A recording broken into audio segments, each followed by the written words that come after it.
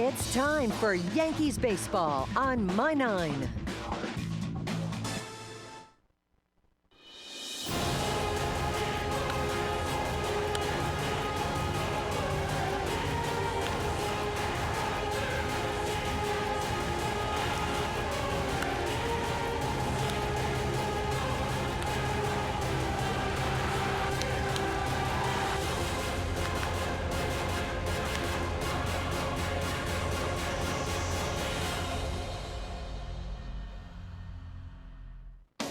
Oh, this rivalry has gone back since the beginning of the last century. Yankee Stadium is the site tonight. Now, this is a conflicted gentleman. A Red Sox cap and a Yankee jacket. Now, this is trouble waiting to happen. Two buddies, Red Sox fan, Yankee fan. It's not going to end well. I guarantee it will not end well. We'll see how this series ends as tonight, My Nine presents New York Yankees baseball. It's the New York Yankees against the Boston Red Sox in the first of three from Yankee Stadium in the Bronx. Let's take a look at the standings. Yankees have a 5-game lead in the loss column over the Red Sox. Yankee magic number to win the division is 5. The Red Sox magic number for the wild card is 3. Hello, everybody, and welcome to Yankees baseball. Along with Al Leiter, I'm Michael Kay. Both of these teams could actually have champagne celebrations on this stadium field because of the fact they could both clinch what they need to do. Yankees, though, are going to have to sweep in order to do that. And if the Yankees sweep, then the Texas Rangers will have to help out the Red Sox. But let's look at this series first, because the bottom line is these two teams are fairly close, Al. They're very close. There's a reason why they have the two best records in the American League. You see the 9 wins for the Red Sox, 6 for the Yankees. Very even with runs per game, 6.1, Red Sox 5.7. These are two of the best teams, if not the two best teams in the American League. But you know what's really odd about those numbers that you just looked at and Al detailed is that the Yankees started the season 0 against the Red Sox, and they were not the full Yankees. Alex Rodriguez wasn't there for a lot of those games. Then when the Yankees took 6 out of 7 from the Red Sox, they were a team in transition. They were really struggling. Their offense was sputtering as well. This is the first series that they're going to meet that they're close to full strength. You know, and I think that's what will make this exciting for me. I think the fact that they are at full strength, and the Red Sox really, I mean, look, when that series in the beginning of August, they were 2.5 ahead, and then they ended up leaving here 6.5 behind. The Yankees were 2.5 ahead. And now you see these numbers once again, very close since August 24th. The records are identical. Look at the runs per game, identical. This series is exciting for those reasons and also the implication in postseason. Hey, tonight's pitching matchup brought to you by Dunkin' Donuts. America runs on Dunkin'. John Lester, he's been pitching great for the Red Sox, 14-7, 3.33. Jabba Chamberlain for the Yankees, 8-6, 4.73 ERA. Let's be honest, Jabba Chamberlain must pitch well. He's got this start, a start on Wednesday. He has to show the Yankees he's ready for the postseason. Al Leiter will break down his season next, coming up on My Nine.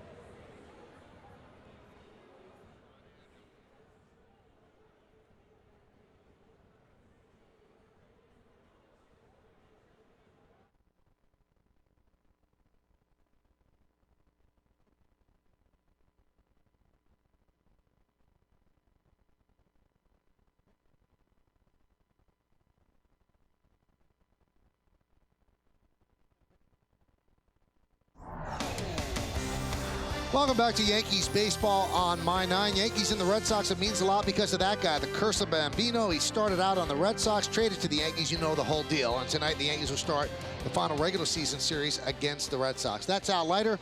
I'm Michael. Okay, Jabba Chamberlain will get the start for the Yankees, and Jabba Chamberlain at times this year has been great, but since they started the new Jabba rules and after the first 3 starts of the second half of the season, he has not been the same guy, Al. He hasn't, Michael, and I really think there has been 2 sides of Jabba's season, and you know, there's been a part of him of not really knowing where he sits in, and that's been really a matter of the Jabba rules and the innings. And here in his last start in Seattle, he did not pitch well. Mostly, Michael, I think command issue. We could talk about stuff, and yes, his velocity's been down. Here he gave up a long home run to Ken Griffey Jr. Only 3 innings, 7 runs. But earlier in the year, explosive. Like to see early on his tempo. He used his changeup early in the year against the Red Sox. His slider was sharp. He wasn't afraid to double up. He's got that emotion. I'd like to see that early on in the game from the first pitch on. Doesn't matter how many pitches he's going to go or how many innings, that intensity. Last 5 starts, Al, 0-2, 7.88, 23 hits in 16 innings pitched. In the last start, as Al detailed against the Mariners, 3 innings, 6 hits, 7 runs. We see how he does tonight. He's got to battle his way into a postseason start. Lineups, first pitch, baseball. Yankees, Red Sox, next on My 9.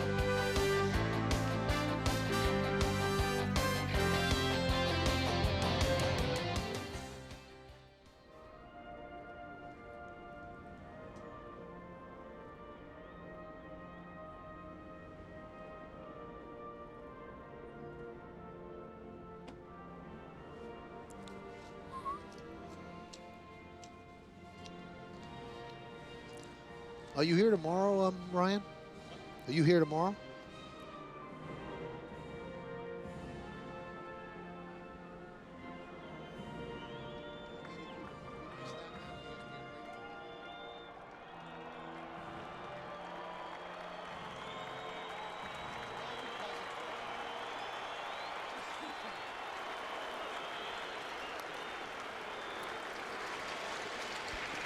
Seconds.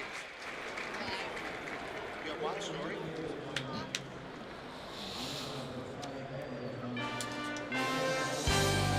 New York Yankees baseball on My 9 is brought to you in part by Toyota, a smart way to keep moving forward.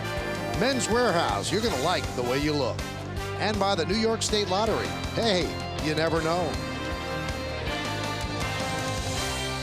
Well, it's been a beautiful day here in New York City, and a beautiful sky as the sun goes down. Ricardo Martinelli is the president of Panama. Mariano Rivera is huge in Panama, and he is going to catch the first pitch. And Jorge Posada goes, "What are you doing here?" So let's see how the first pitch goes. Nice scoop by Mariano. Well, they say he's the best athlete on the team, so obviously he felt very comfortable behind the plate. And I think that Jorge was a little bit reticent about letting him take over. Fellow countryman. Let's see how it looked from the center field camera. Uh-oh. Kept it in front of him. There you go. Short hop. Yep. Hit it. So the first pitch is delivered, and now it's time for Jabba Chamberlain to deliver the real first pitch. The one that counts in this game. The youngster takes his warm-ups. Let's take a look at the Red Sox starting lineup that he is going to face. It's brought to you by Acela Express, where you can plug in and work or sit back and relax. Book now at Amtrak.com. Jacoby Ellsbury in center field will lead off, batting second and playing second, Dustin Pedroia. Victor Martinez has a 23-game hitting streak. The first baseman will bat third. Cleaning up and playing third base, Kevin Youkilis. David Ortiz will DH, he'll bat fifth. Batting sixth and playing left field, Jason Bay. J.D. Drews in right field, he'll hit seventh. Batting eighth and catching, Jason Varitek. And a guy who's really tightened up this defense for the Red Sox, Alex Gonzalez, is ninth, he'll play short. On the mound for the Yankees, Jabba Chamberlain. He'll be making his 30th start of the season. There you see his record. He's coming off a struggling start in Seattle where he only went 3 innings. ERA up at close to 5. The hits to innings not very good. Let's take a look at the Yankee pitcher scouting report, brought to you by Verizon Wireless, America's largest mobile-to-mobile calling family. Just compete. Early in the game, Joe Girardi mentioned during the pregame with Kim Jones about every pitch, execution. Have that intensity from the first pitch to whenever you're done. Finish strong. Well, his last 8 starts have not been good. He's 0-4 with an 8.42, so he'd love to finish strong with this start and one more start. And then playoff role. Who knows how he's going to fit into where and what kind of role, assuming that obviously the Yankees make the playoffs. Well, let's take a look at the Yankee defense. behind Jabba Chamberlain. In the outfield, you've got Damon, Cabrera, and Swisher left to right. Infield, A-Rod, Jeter, Cano, and Teixeira. Third to first. Posada's behind the plate, and Chamberlain is on the mound. The umpires tonight, Tim Welke's behind the plate. Jeff Kellogg is at first, Chad Fairchild at second, and Bill Welke is over third. You saw Tim say that the pitchers are going to be allowed to blow on their hand while they're on the mound. It's a little bit chilly, but not overly, so I'm surprised that they're allowing that tonight. So Jabba is ready, Jacoby Ellsbury is ready, and we are ready here on My 9, so let's do it. Baseball in the Bronx as Chamberlain winds, kicks, and deals. The pitch is high, and we are underway. Hey, there's nothing left for Jabba Chamberlain to hold back. He's got to pitch his way into the playoff rotation. And the pitch low, 2-0. 63 degrees here in the Bronx. Yeah, his first inning ERA has not been good. He's given up 18 earned runs in 28 2/3 first inning. And there's a strike. Now the Yankees are 19-10 in his 29 starts, but that really doesn't mean much because most of the second half of the season he's been a 4, 5, 3-inning pitcher. It's really the bullpen that's getting those wins for the team. There's a strike, 2-2. Now, in all likelihood, he's not going to be in the Yankee playoff rotation for the ALDS. They'll probably go with 3 starters, but there is a 4th spot that's open if they make the ALCS, and he's kind of been battling Chad Godin for that honor. The 2-2. Fouled away. So the playoff role would be out of the bullpen, assuming long man, middle, wherever. New York Yankees baseball is broadcast in Spanish. It's available by hitting the SAP button on your television. SAP is brought to you by Toyota, a smart way to keep moving forward. And that begs so many questions. You know, he should be in for a while, and we'll try to cover all of this. That one is tapped in front of the plate. Jabba bare hands, and there's one away.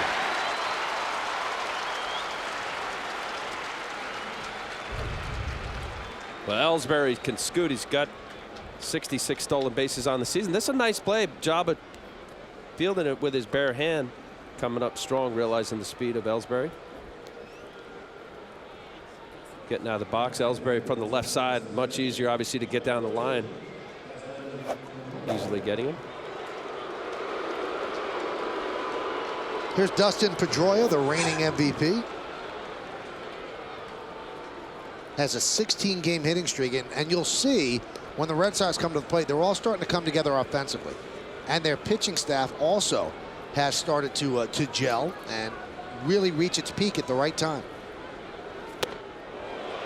And if you talk to enough baseball people, they say the 2 best teams in baseball are playing this weekend here in the Bronx. Complete all the way through.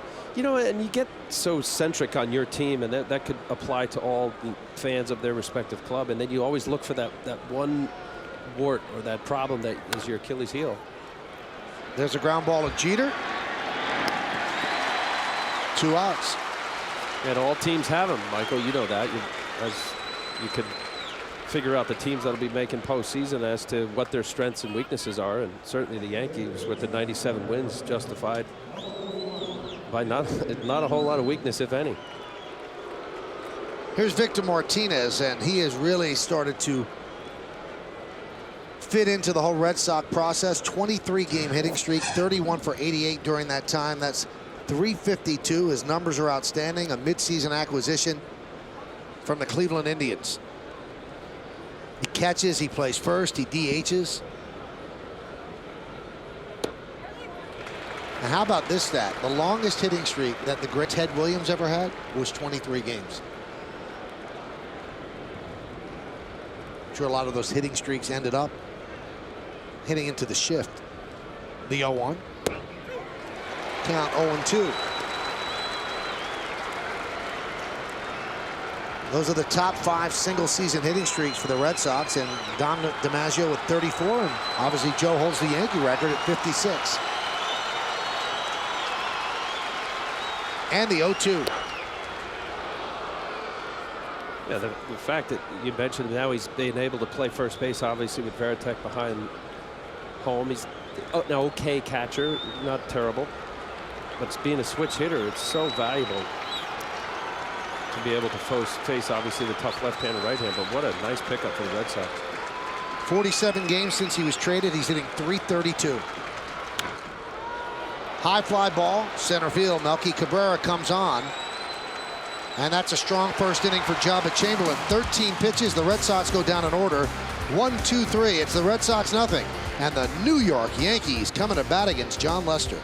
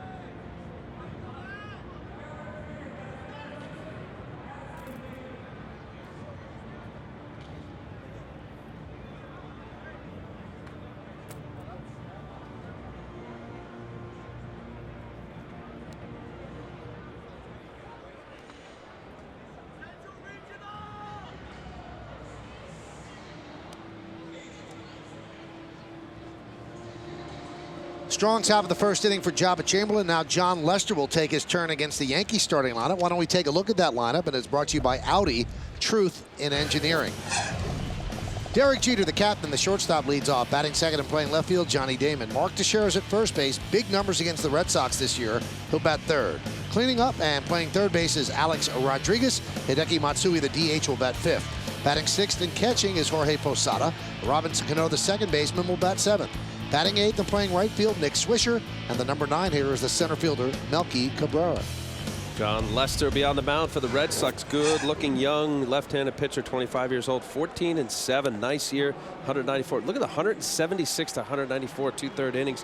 That's dominance right there. Let's take a look at the Red Sox pitching scatter report, brought to you by the million-mile tested, million-mile proven Mazda 6. Ace stuff. There's no question about it. This young man will be throwing 95-plus fastball. He's got a good curve, good slider. Cutter in on the righty. Throws a lot inside. On a roll since May 1st. He's 11-2 with a 2.13. He's been dominant. In Game 1, the playoffs, you know, Beckett has struggled a little bit off and on. He's come on the last few starts. They've got a nice 1-2 punch. And Buchholz, their number 3 starters, been very good since having been called up. Derek Jeter, a .370 hitter in the first inning, 51 for 138. So the move to have him lead off has certainly paid off for the Yankees. He's had a good year. Johnny Damon's had a good year. Ground ball up the middle, a base hit. 52 first inning hits for Derek Jeter, and he always seems to jump on that first pitch. Al knows he's going to get a strike. And what a smart approach, as you say, Michael. He's going to get the fastball. You got a guy who's obviously early in the game going to get ahead. He tried to get the ball in. It was not in enough. And boy, oh boy, Derek Jeter, the oldest shortstop to hit over 200 hits. Just a nice approach. I think his swing and approach is almost slump proof. Just the way he repeatedly handles that up the middle right center approach. Here's Johnny Damon. Johnny 7 for 19 on the road trip. Jeter takes off. Ball not handled by Varitek, and a stolen base for Derek Jeter. Well, with Varitek, he's only thrown out 13%. League average is about 25. You see Derek basically going on first move, which is most of the time good runners will determine if there's anything in the delivery John Lester will show. What Lester has to do today to help Varitek throw out runners, he's got to hold the ball. Interesting conversation I had with Terry Francona, the manager of the Red Sox, that he admitted Varitek behind the plate, Martinez behind the plate, we don't throw out base runners. He said, we just don't. He goes, because I'm not going to compromise my pitchers by having them slide step. He said, we'll just take care of it if the guy's on second base. And I love that, you know, being a pitcher, you don't want to compromise a bad pitch based on trying to help your catcher. But, however, you can't allow runners to run freely. And we'll see how this game plays out, the series plays out. But there is something to be said for that, Michael, where you'll have pitchers that if they just can't throw the ball the same intensity or have bad command, and now you're in 2-0, 2-1, 3-1 counts based on worried about a runner. The 2-1.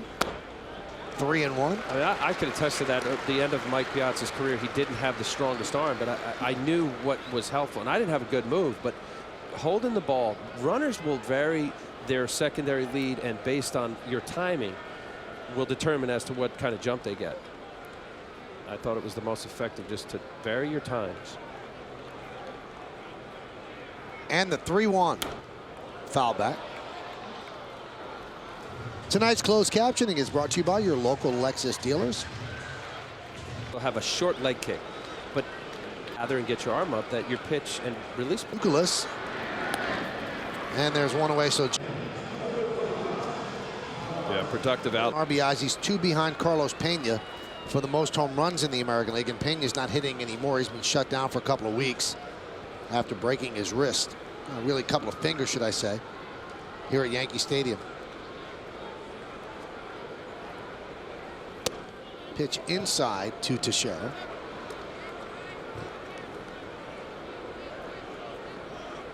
Yankees and the Red Sox went head-to-head with each other during the offseason to try to get Teixeira.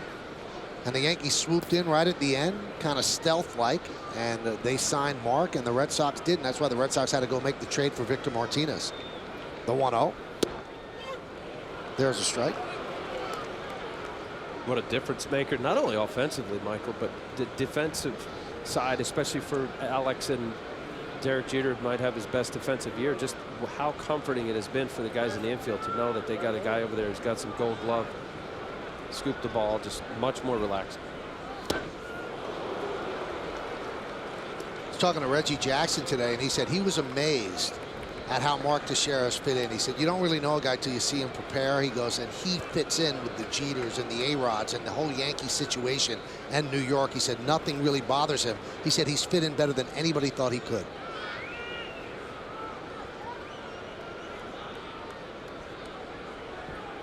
The 1-2.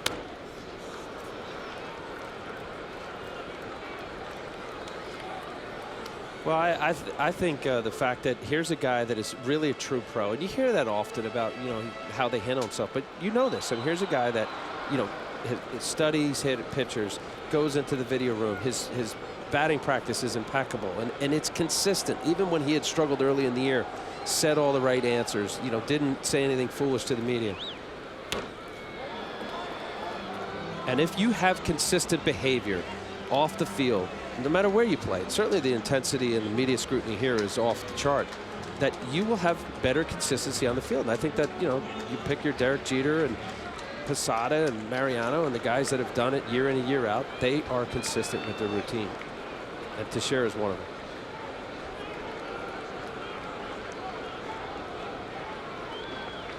The 1-2. He struck him out.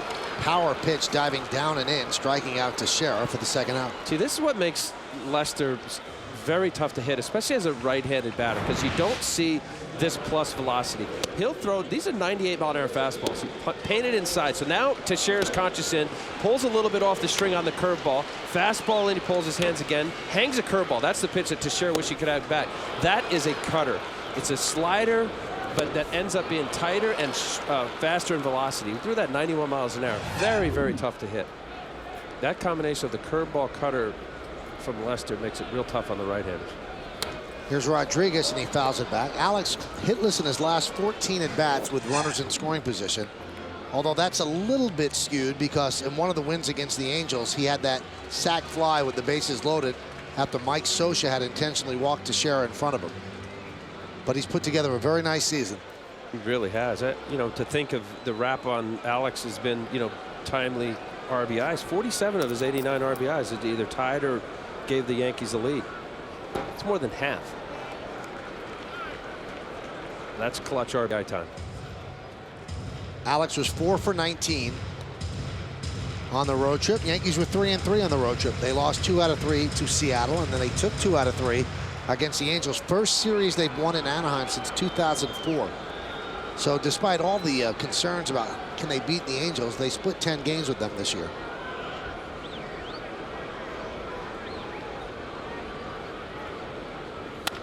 Hot shot and a base hit to left field. Jeter rounds third. He's coming home. Bay will toss the ball into second. It's an RBI single for Alex Rodriguez, and the Yankees lead 1-0. Nice hitting here. Alex has to pull his hands in. This ball was out over the plate enough. Was able to get the barrel of the bat on the ball. Again, this is in the 95+ range. Up middle. Watch him pull his back elbow in, get the barrel of the bat, scooting it through the hole past Youkilis and Gonzalez. The 2 outs. Jeter's on the run right away. There was no hesitation from Thompson, third base coach. Jason Bay had no shot at it. Watch his hands pull inside. This back elbow is able to clear, so the barrel of the bat comes through the zone as opposed to roll over. Nice hitting. 90th RBI for Alex Rodriguez. So 48 of his 90 ribbies have tied the game or given the Yankees a lead. And the pitch to Matsui is outside 1-0. Now Matsui has 88 runs batted in. But check this out. 46 of his ribbies have come against left-handed pitching, and 12 of them against the Red Sox. He's had a good season against the Red Sox this year. 340 in 13 games.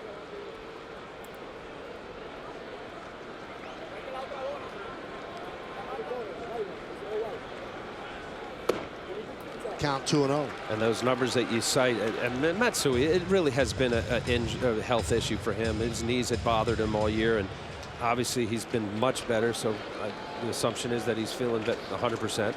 But for him to have those numbers, Michael, against a left-handed pitcher, he is absolutely able to cover the outside part of the plate. Left-handers historically have a tough time coming in, and he's been feeding off left-handed pitchers. The 2-0. I've had some lefty batters tell me, like Tino Martinez actually told me this. He said when he was in a slump, and you see that the numbers we just gave you, leads the American League, he wanted to face left-handers. He said because you have to do everything mechanically right. You know, your shoulder has to stay in. You can't be bailing out. You can't be opening up too quickly. You've got to concentrate.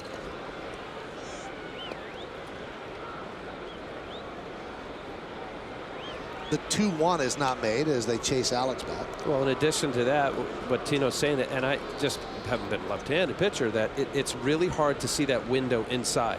So with Tino saying that when he faced the lefty, he was going to get a lot of pitches away, knowing that his approach would be now left center. So not looking to jerk and pull the ball to right field.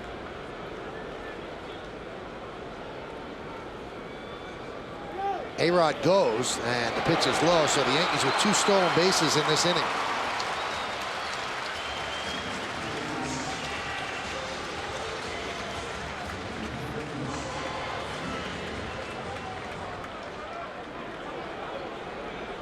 He got a good pitch to go run on, but this is going to be a prelude to this game tonight.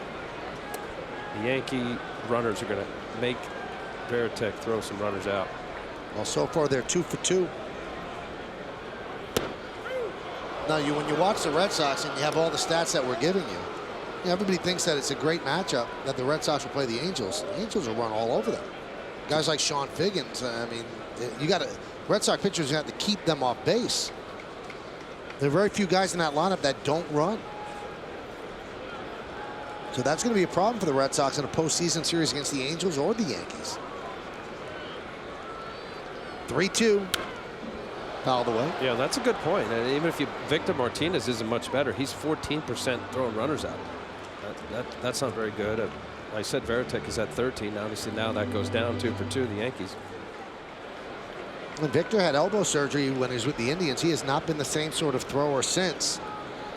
But when you put him at first, then you lose Lowell, because you go Youkilis goes from first to third. Yep. So you're going to lose somebody when you take him out.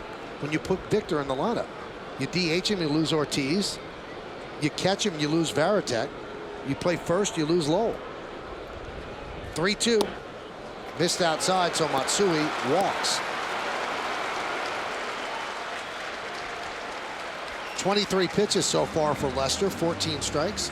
I mean, that last pitch right there that Matsui took just tells you where he is, feeling comfortable facing a very tough left-handed hitter in John Lester. Taking that ball that looked barely off the plate, seeing the ball all the way. Watch where Varitek catches this ball. Probably called low. Yeah, it's off the plate. When you look at John Lester, you put him in the same class I do as CC Sabathia and Johan Santana as your top 3. Santana obviously hurt and on the shelf for the rest of the year. You're saying top 3 left. Top 3 left-handers, yes. So here's Posada. Jorge 4 for his last 11. Good numbers against Boston so far this year. Breaking ball low and inside. Jorge having a good season, 283, 22, and 79. Good because people forget he had major shoulder surgery and was coming back from that. He was in the opening day lineup as he promised he would be, and he's been the Yankees stick in the middle of the lineup that they always expect him to be. He hasn't really skipped a beat.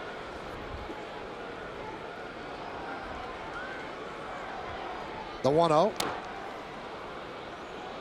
Slow roller up the third baseline. Foul ball. And a true pro. Talking about Teixeira, how he fits in nicely here with the Yankees. Posada is right there. Just, doesn't complain. He had the ball foul off his toe, and he's got purple, black, and blue on there, and just grits it out. No batting gloves.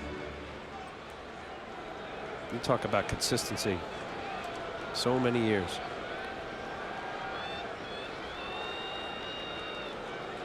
Rodriguez at second. Matsui is at first. Count 1-2. Posada getting a dose of the curveball from John Lester. Just pulls the string out in front. Posada having to honor that 95-plus fastball. Curveball down the zone.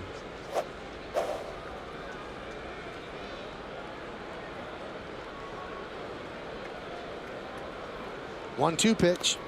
And he strikes him out. Foul tip.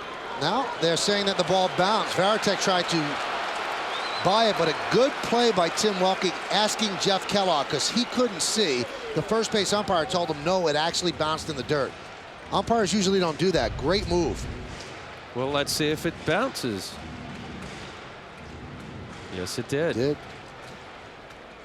You're right. Tim Welke deferring to Jeff Kellogg. Yep, a little hot. Varitek tried to sell it. Kellogg wasn't buying.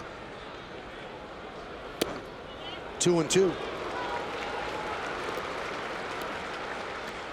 Well, even if they only score that one run, they have certainly built up Lester's pitch count. He's at 28 pitches here in the first inning.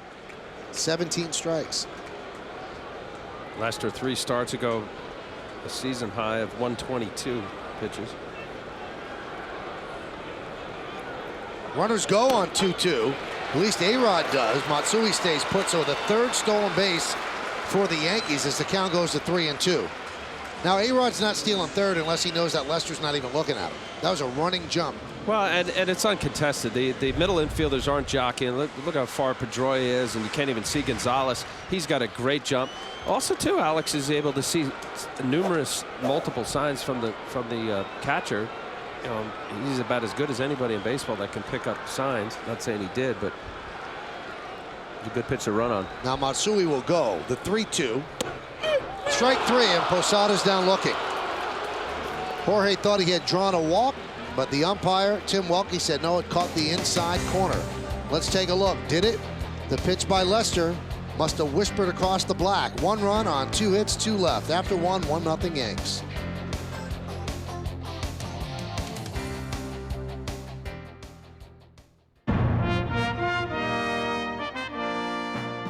Fans become part of the winning team by joining the New York Yankees fan club. For just $35, you'll receive an official membership card, a New York Yankees inaugural season baseball, special ticket discounts, and other exclusive fan club items. To join, call 1-800-GO-YANKS or log on to Yankees.com today.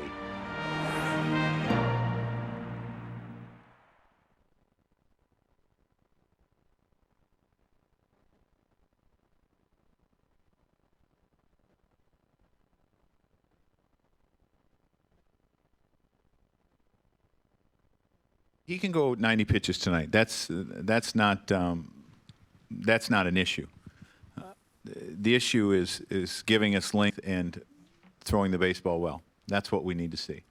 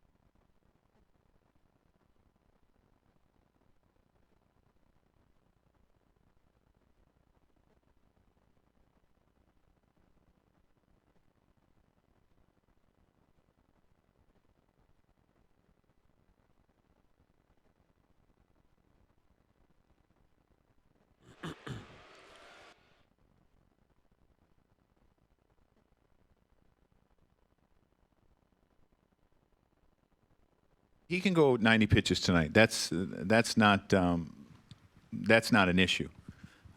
The issue is giving us length and throwing the baseball well. That's what we need to see. Well, he saw that in the first inning. 13 pitches, 1, 2, 3, and he deals a strike to Kevin Youkilis. Top of the second here at the stadium. Yankees lead 1-0. And I like what Joe Girardi's done with Java Chamberlain the last week or so. Kind of took the kid gloves off, Al, and said, all right, now we have to see something. Okay, it's time to perform. You know, we're going to the postseason, and we've got to see this guy throw well. And he wasn't coddling him, nothing like that. Didn't care about hurt feelings. Let's see it happen now. Well, Joe Girardi and the Yankees have a decision to make as to, you mentioned the starter, he won't be in the top 3 in the first round. So, you know, what happens assuming the Yankees go on the next round? Where does he fit in? And I think they just want to see that quicker tempo, that I'm not saying to get back to the mindset of what he did as a setup guy to Mariano, because it's a different mindset as a reliever, but to have that look. And that's what I think, you know, what Joe's saying, compete every pitch. You know, pitch count's one thing, innings is another. Ground ball to A-Rod, and Youkilis is out. But to have that same intensity, you know, to have your velocity go in variations of speed, unless you're a pitcher that knows how to do that, the David Cohns and veteran guys that will throw a stroked fastball at 92 on purpose, and then at times when you say, hey, I need a little more, and you'll be able to get that 95, 96. I don't know if Job is really there for that. So when you see the 91, 92, and then all of a sudden 95 is hit, you know, is that deliberate? 25 home runs since June 6th for David Ortiz, 26 overall. So he had 1 home run in his first 49 games. Certainly picked it up. Fouled away. He's not the same player. 237. You know, this guy was a 300 hitter. But if you can come close to 30 RBI or 30 home runs, you take it. And they dropped him down in the lineup. So now giving some protection to Youkilis. But he's not an automatic out, which is what he was for about a third of the year. There's a strike. Well, now, Michael, it's going to take a long time for opposing pitchers in the American League to just view him as an ordinary hitter, just from what he's done in his body of work. He says designated hitter, most home runs. Frank Thomas, Edgar Martinez. The 0-2. Line to right field. And it's caught there by Swisher. And he puts it away for the second out. And he's replacing the divot. Well, for Big Poppy's sake, he just hit it a little too hard. It looked like a little slider down and in. Down and in is a happy zone for just about every left-hander I know. Nick Swisher thought he was going to go over there to either back up or not be able to handle it, but the ball had enough distance. Tracking it. Stabbing that ball. Java, yes, sir. There's Jason Bay, and the breaking ball is a strike. And one thing we're seeing from Java is something that Al mentioned. Get the ball, stand on the rubber, ready to go. He's not pacing around. He's not taking a long time, getting the sign and throwing. Strike 2.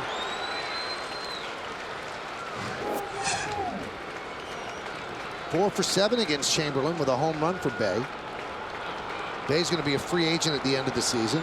He and Holiday, the 2 most likely guys to get big money as outfielders, but he strikes out against Chamberlain. A 10-pitch, 1-2-3 inning. 6 up, 6 down over the first 2. 23 pitches, he gets it done. Looks sharp. Yankees lead 1-0.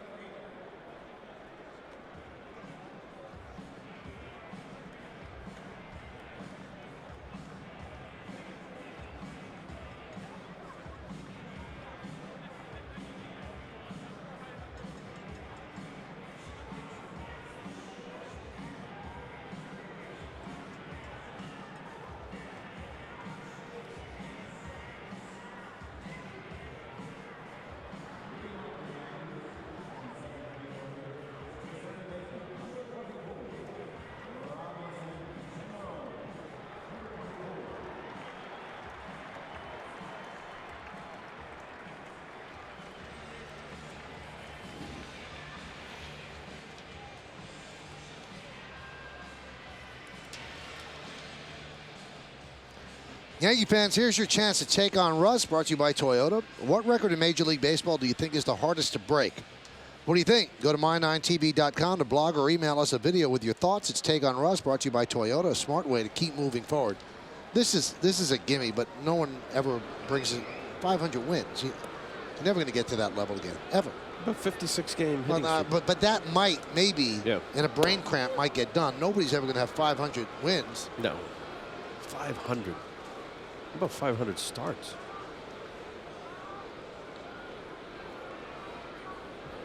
.511 is the actual record.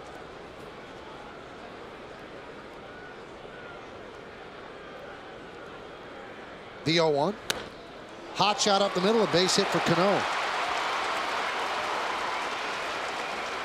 That's his 196th hit.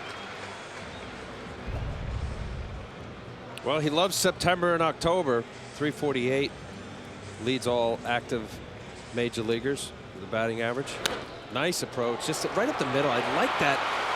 Anytime that you got a guy who is either struggling or deep in the count, or you have a very good pitcher, as Lester is, to eliminate any kind of movement where you're pulling off the baseball. And good pitchers identify that. They'll exploit the outside part of the plate, throw some off-speed pitches.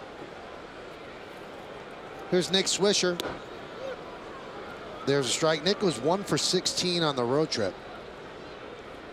But he is a quick healer because he really hurt his right knee by fouling a ball batting left-handed in Anaheim. It really was limping around, but obviously took treatment on Wednesday and then the off day, and here he is back in the lineup. He was really struggling on the plane ride home. Well, before that plane ride, he had 3 home runs on the last homestand.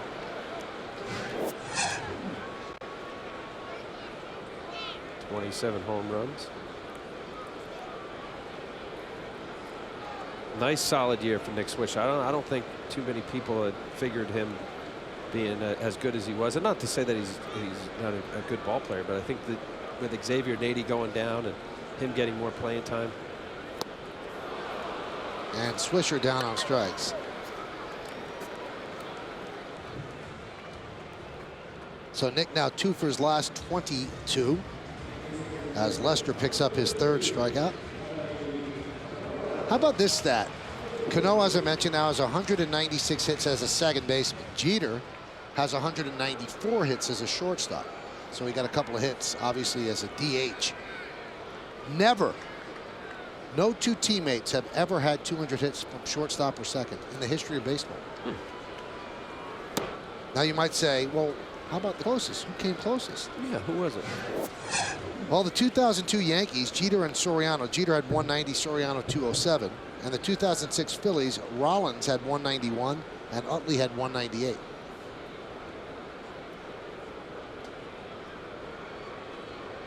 Here's the 1-0. Well, it would have to be contemporary names, as you were telling me those stats, because I you know, look, once upon a time, your shortstop was a guy that, you know, if he had 3 or 4 home runs and it was all about slick fielding, you had defense in mind: center field, second base, shortstop, and catcher. It's a different game today. You got second baseman that hit 40 home runs.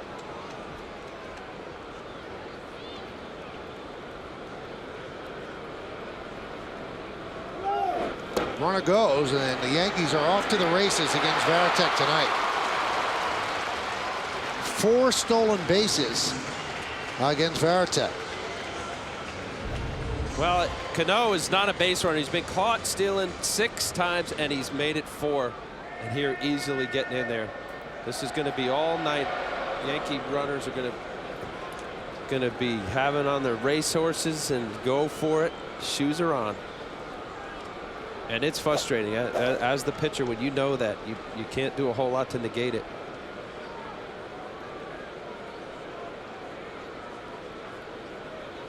Now, the one interesting thing, you mentioned Piazza. And the old adage was, oh, you don't like the way Mike Piazza throws? Do you like the 3-run home runs he hits? So it's a trade, but Varitek doesn't hit. So you really not get, I mean, he's a good game caller. Right. And he's a great leader of the team. He's a captain. But if you're not going to hit and you're not going to throw out people on the bases, well, your value as a catcher is really going down. That one's lined to right field as Drew runs it down. Yeah, well, Varitek at 210 coming into tonight's game with 14 home runs. You're right. I mean, somewhere you have the mindset. Okay, we're losing defensively, but he can win a game or be a game changer in a big 3-run homer. He's been a great player for a long time, but you wonder if his time is running out. Well, Posada's still an outstanding hitter for the Yankees. Good guy right in the middle of the lineup, but Varitek's at the bottom of the order. Look for Jeter with the first pitch, 37 for 83 when he puts the first pitch in play this year. That's 446. Tried to put that first pitch in play, but 95 miles an hour said no. That's just a straight challenge right there. Knowing Derek Jeter, an aggressive first ball fastball hitter. Life on Lester's fastball up enough for Derek couldn't get on top of that.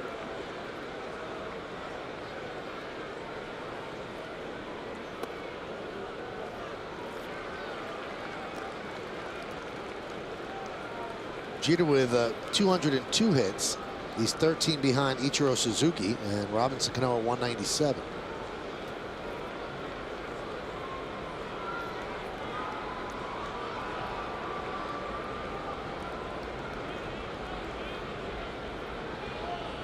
Lester trying to chase back Cano, but the shortstop and the second baseman aren't even checking him back. It's like they're giving up. Well, it's 2 outs, and the mindset is, look, get the hitter here, because a base hit to the outfield is going to score Cano anyway. But there's other ways of scoring from third base with 2 outs, and if they're going to give it to you, as Alex did in the last inning, go for it. Cano can get a huge secondary lead. There's not a whole lot of jockeying going on.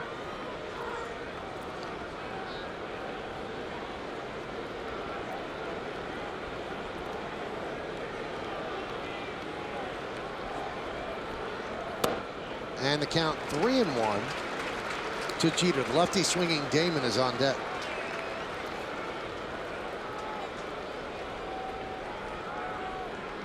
Just the grind out at bats that the Yankee lineup does as a whole makes pitchers work. And even if you get as an inning you throw up a zeros to face this lineup, you feel like you've worked so hard because each of the battles. 3-1. And Jeter works a walk.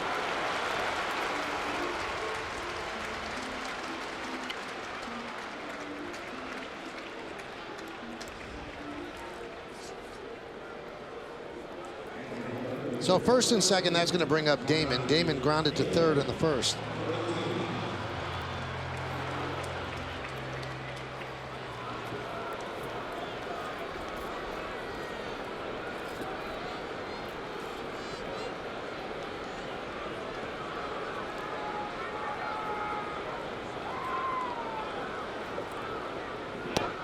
There's a good breaking ball strike.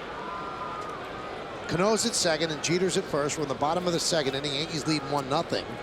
And Jabba Chamberlain over the first 2 has been very good, retiring all 6 Red Sox batters on 23 pitches. Yankees 1 for 5 tonight with the runners in scoring position so far. Ground ball up the middle. Gonzalez right there. And he just beat Jeter to the bag. Like the ball knocked him off balance, and then he regained his balance and finally got to the bag to just get there before Jeter. Very funky play by the slick feeling Alex Gonzalez.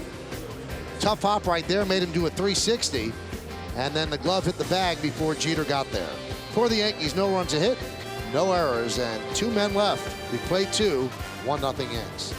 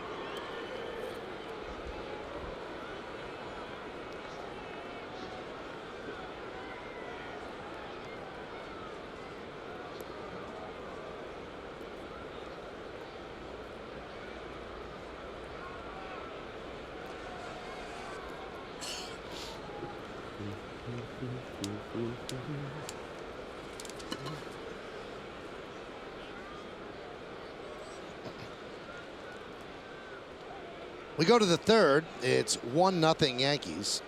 It'll be 7-8-9 the Red Sox order against Jabba Chamberlain. J.D. Drew will start it off. Pitch outside. On the Dodge scoreboard, it's 1-0. Yankees 1-3-0 and zeros across for Boston. Popped up. Posada. 7 in a row for Chamberlain.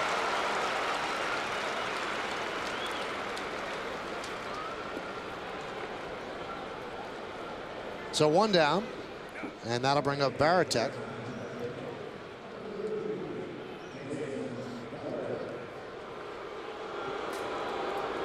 Varitek 1 for his last 7. One of the best trades the Red Sox ever made, sending Heathcliff Slocum to the Seattle Mariners for Derek Lowe and Jason Varitek.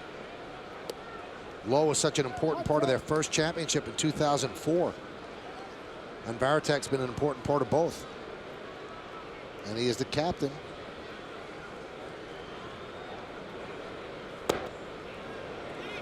Check swing. Did he go? No, he did not, said Bill Walke.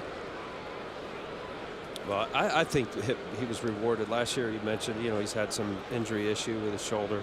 220 batting average. You said how much longer? 13 home runs. This was last year. Rewarded with coming back again.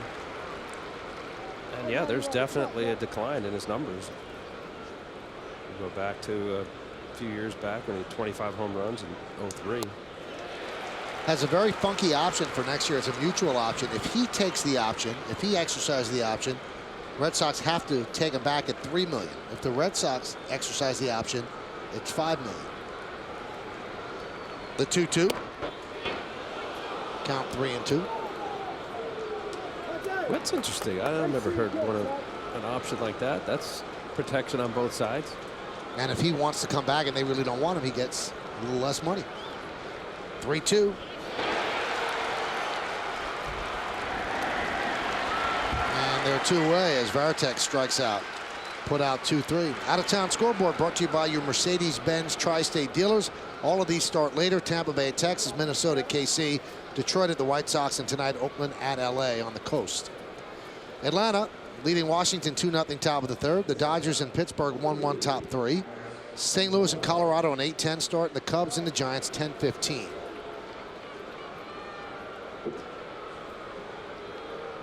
The Braves are trying their darndest to sneak back into the wild card. Here's Alex Gonzalez. Pitch upstairs, 1-0.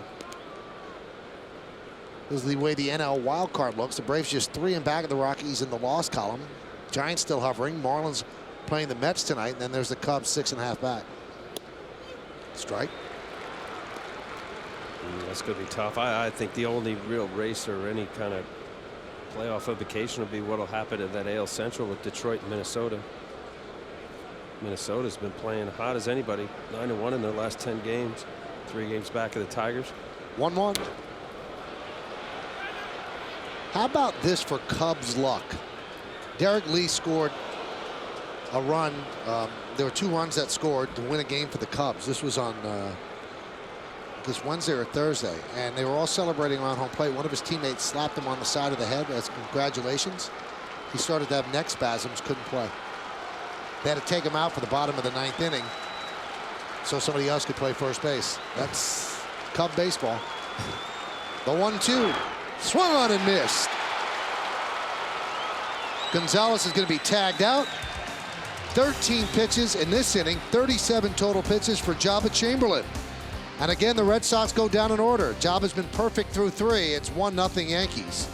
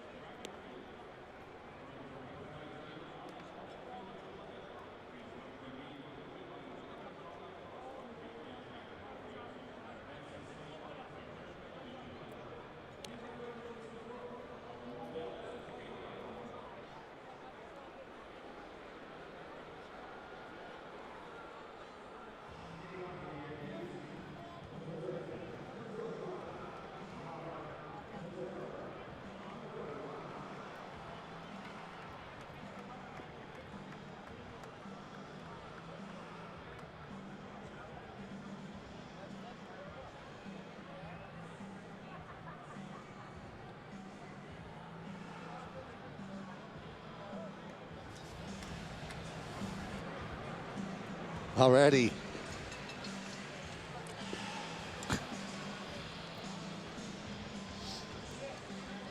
Time to take a look at tonight's Smile of the Game, brought to you by new McCafe coffees made with fresh ground espresso, now at McDonald's. You never really smile, Al, lately. It's Really? weird, yeah. This young lady's smiling, she's happy.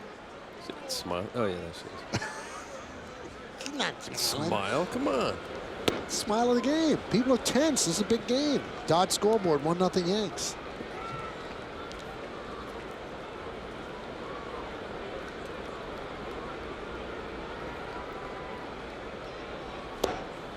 Count 1-1.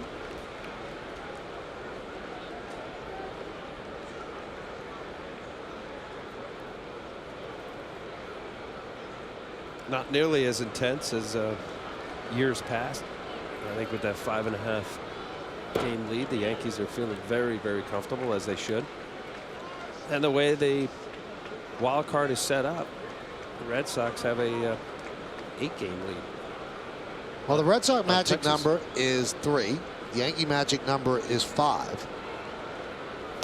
Now, the only way that the Yankees could celebrate here at Yankee Stadium while playing the Red Sox, they have to sweep. That's the only way that they could reach that magic number, sweep these 3 games. The Red Sox, who said they're going to have a blowout celebration even if they clinch the wild card, they can do it if they get a win or if Texas gets swept. And you know that the Yankees do not want the Red Sox to be the first team to celebrate in this new ballpark. Although it's kind of odd that they would celebrate that wildly while they're still in it to try to catch the Yankees in the American League East, because the Yankees didn't celebrate at all when they clinched the wild card in Anaheim. Well, who said that? Wildly. Wildly. They're going to celebrate? David Ortiz said that's how we roll. Oh. I was talking to Dan Shaughnessy, the great columnist from the Boston Globe, and he said they're talking today that they're going to go absolutely nuts because that's what they do. So that's who said it out. All right. Well, I'm just curious. No, it does surprise me. I would think teams that haven't been there, it's very exciting, and you're one of 4 in the league, and why not enjoy it? Obviously, the Yankees haven't won in all the years in the championships. Last year, the first time. 13 years. So I don't know. I'm on both sides of the fence there, Mike. As far as do you get all excited about just getting in, or is it really the intention of ultimately getting the World Series and winning a championship? I think there should be some sort of delineation, and that delineation is you don't celebrate until that's the last thing that you could do. There's a base hit for Teixeira. You know what I mean? The Yankees clinched a spot in the playoffs, but they don't want to celebrate because they could still win the American League East. Well, why would the Red Sox celebrate if they could still win the American League East? Celebrate the last thing that you could celebrate during the regular season. Well, maybe they realize that they can't catch the Yankees. But as long as the mathematics say you can catch them. I asked Terry Francona about that today. Are you playing these games as if you're trying to catch the Yankees? He said, well, I want to catch the Yankees. He said, you know, you want home field. He said, but I'm not hurting anybody. He said, more important that we go into the postseason healthy, so I'm not going to push anybody just to win these games. Here's Alex Rodriguez. There's a strike. Well, and also, too, the way it's lined up, the Red Sox are going to play the Angels, and they have handled the Angels rather easily in years past. Although this year they're 4-5 against the Angels. Now, one thing, though, you have to remember, they were 1-8 against the Angels last year and knocked them out. Yep.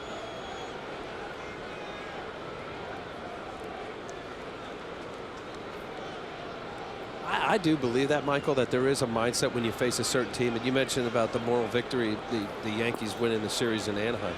I think, you know, maybe they don't admit to it, but that's a plus. When you know you go into a stadium and for whatever reason the teams change and you have new players come in every year, but there is that certain something when you go to a certain stadium with that uniform that you're playing and you can't figure out as to why you're not winning. And especially then, you know, I mean, the postseason situation that the Yankees have had with the Angels haven't been good. Deep to left. There it goes. See ya! A long two-run home run into the second deck in left field for Alex Rodriguez. And the Yankees lead 3-0.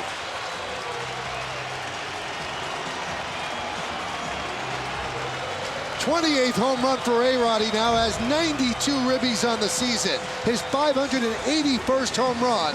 And that was a shot. I mean, there are no-brainers about it. This ball down and in a tough spot. Alex getting all of this. Coming into today's game, Alex Rodriguez about 143 against Leicester. Only 2 hits. With that approach and that pitch, feeling awfully comfortable. Matsui fouls away. Think about this, Al. After tonight's game, the Yankees have 8 games remaining. And you'll see this disappear into the second deck. So easy, too. Nice, smooth. I think that might be the first ball in the second deck in left field. Wow. I'm told it's the second, and he hit one. He hit the other one, so he's the only one to go into the second deck. But he has 92 RBIs. There are 8 games remaining. All the games he's missed this year, can you imagine if he ends up with 100 RBIs? What type of season that would be? I'll tell you, I think the money's on him. 92 RBIs, 8 to go. And as you say, Michael, him being down as long as he was, only 118 games. This is his 118th game. Matsui fouls one off. Well, his presence, you know, what Teixeira was doing early on, trying to carry the load while Alex was away with his hip injury, and having him back, and just, it's been a great presence. Talking about his RBIs, half of them were either tying or having a go-ahead lead for the Yankees. He has all 3 ribbies tonight. Matsui, a hot shot through the right side for a base hit.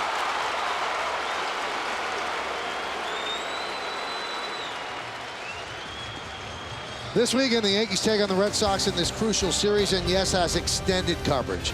Turn to Yes tomorrow at 3:30 for the Tri-State Ford pregame. Then after the final out, head back to Yes for the WB Mason postgame.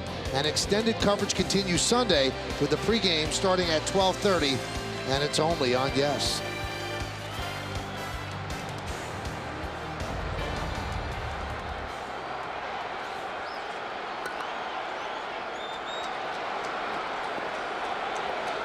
Rodriguez, 2 for 2. 3 RBIs. Count 1-0 to Posada.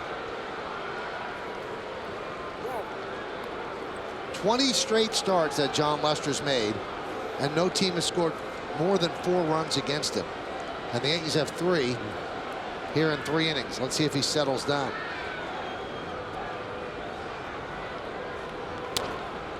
Chop toward first. It's a foul ball. Well, and also, too, lifetime. He's had 7 career starts against the Yanks, going 3-0. Respectable 3.11 ERA. Coming off a so-so start. He ended up winning in Baltimore when 6 innings, gave up 10 hits. This copyrighted telecast is presented by authority of the New York Yankees and may not be reproduced or retransmitted in any form. And the accounts and descriptions of this game may not be disseminated without the express written consent of the aforementioned New York Yankees.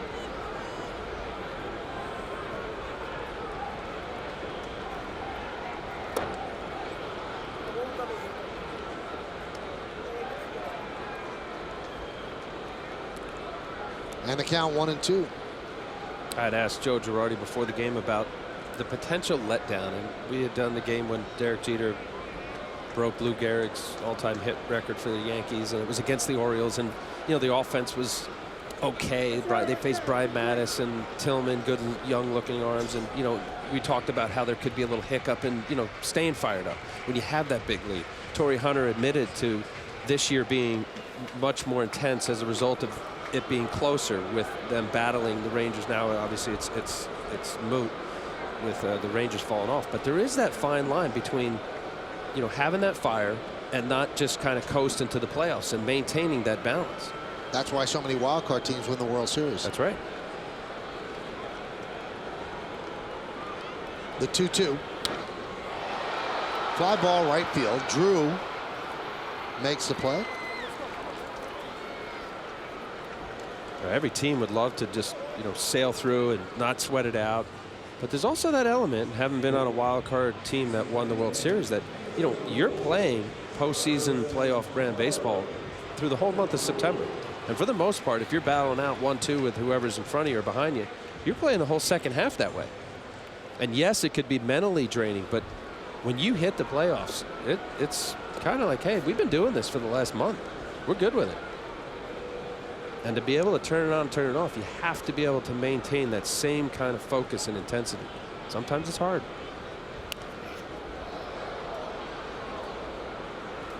Count 0-1. Cano singled to center and stole a base in the second inning.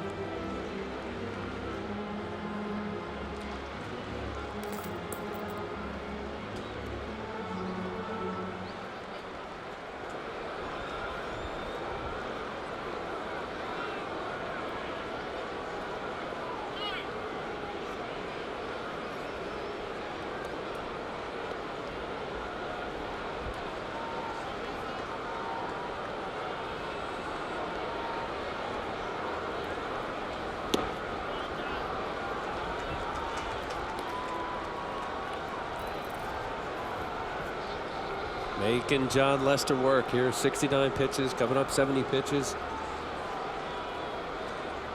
1 out in the 3rd inning. So tough to just continue to have that mental grind that facing the Yankee lineup when they're all clicking and many of the guys are sharing the load. Laced to left field. That is going to dunk in for a base hit. It'll go into the corner. Played there by Bay. Matsui stops at 3rd, and Robinson Cano with his 2nd hit of the night.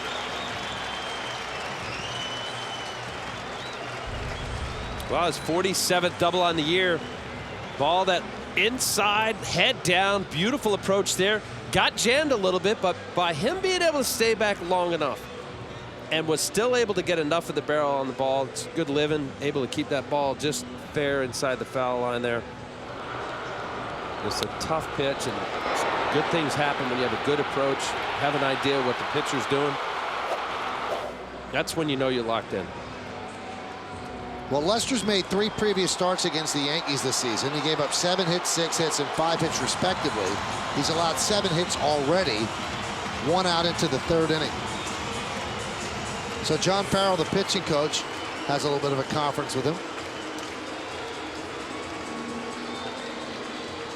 Well, I was talking to Dennis Eckersley doing the broadcast for the Red Sox, and he was telling me, aside from stuff for John Lester, he said he's really a young kid who's got ice in his veins, and you really don't see him get emotional either way, whether he's dominating or having a struggling time as he is right now. Red Sox bring the infield in halfway with Swisher at the plate.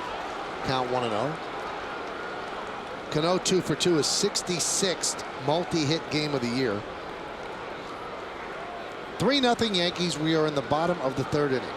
RBI single by A-Rod in the first, a long 2-run home run in the third by Alex Rodriguez. But the Yankees threatening for more second and third with one man out. Going to that breaking ball twice against Swisher. And the count 2-0 now. He has a good record, but against sub-500 teams, he's 10-2. Good ERA. Against teams better than 500, 4-5, 3.80. Still a respectable ERA, but he hasn't been able to be over 500 in wins. I see that more as a product of those teams over 500. There's a reason why they have better pitching. See the 10-2 against under 500. The 1 run more per 9 isn't terrible.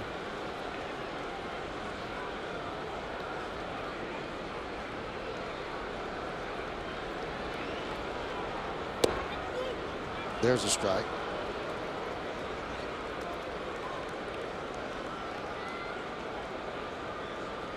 A few of the hitters on both sides have been consulting, asking Tim Welke where their pitches were.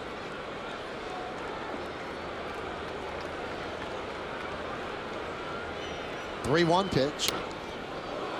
Just missed Matsui.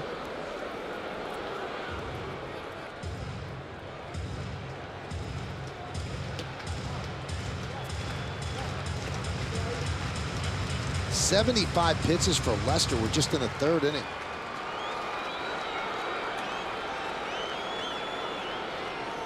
Hunter Jones, one of the 3 left-handers in the bullpen, warming. Job has 36 pitches through 3 innings, so a stark contrast between the 2 youngsters. Lester's actually younger than Jabba.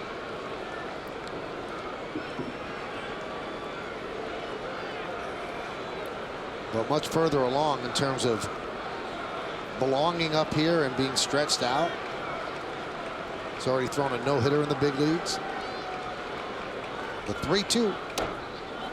And Swisher works a walk. And you can see Lester say, well, where's that?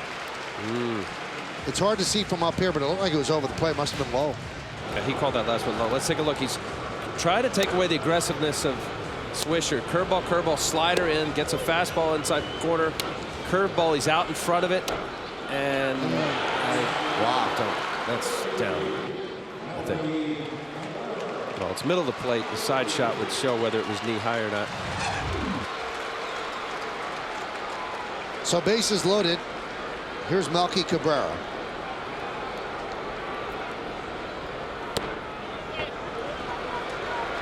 Let's take a look at the side look, the final judge.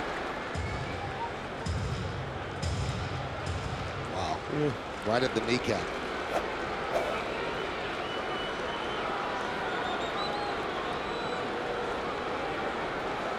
Matsui's at third, Cano's at second, Swisher's at first. Hot shot up the middle, off of Lester. He goes down. A run will score. And the Yankees now lead 4-0, and the Red Sox hold their breath.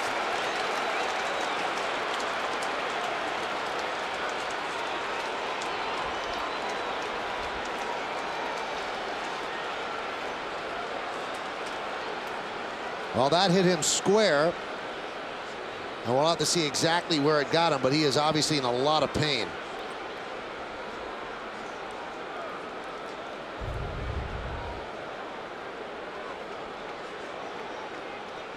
Oh, right on the right knee.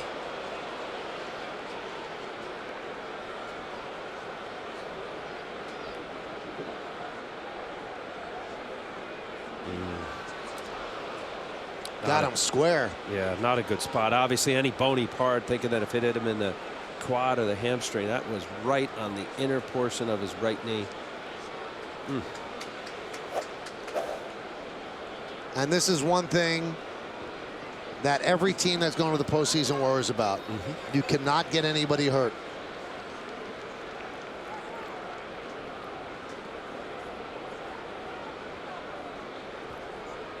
He is obviously still in a lot of pain.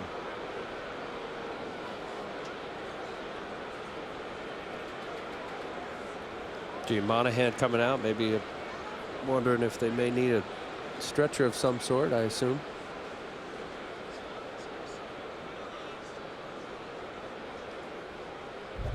This is it in real speed. This is how quickly it got on Lester.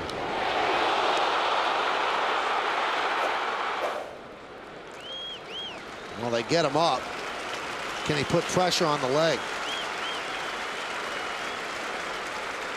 And the Yankee fans clapping for Lester getting up, which is a nice gesture.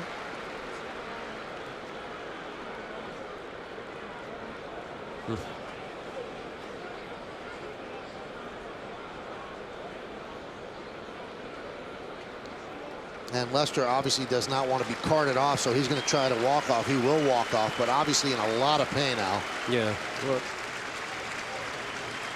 for the sake of that young man, you hope he's not injured more than just what ice will take care of, and a little anti-inflammatory. Big part of the Red Sox starting rotation, and really for them to have done what they've done since the middle of the year, turn the season around. He's battled through a lot in his life, this young man. He had lymphoma, had to be out for a while and battle back, and is strong and healthy, knock on wood. And so come back to pitch a no-hitter, and now he gets felled by this line drive. You know, he'll battle back. He's a tough kid. Red Sox just hope they have him for the month of October. We'll come back. They have all the time they need to get another pitcher ready.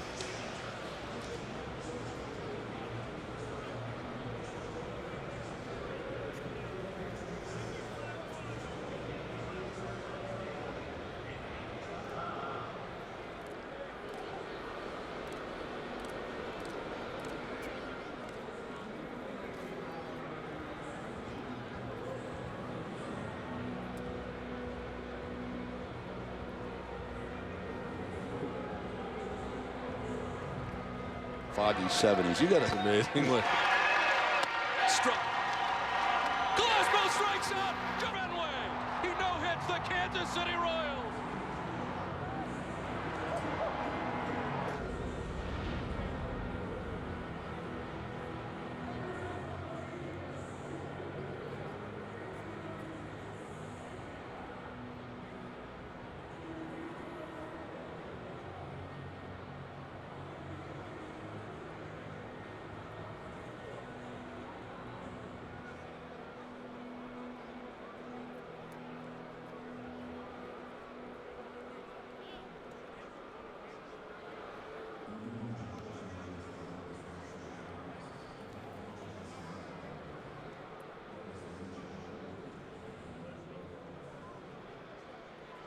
No.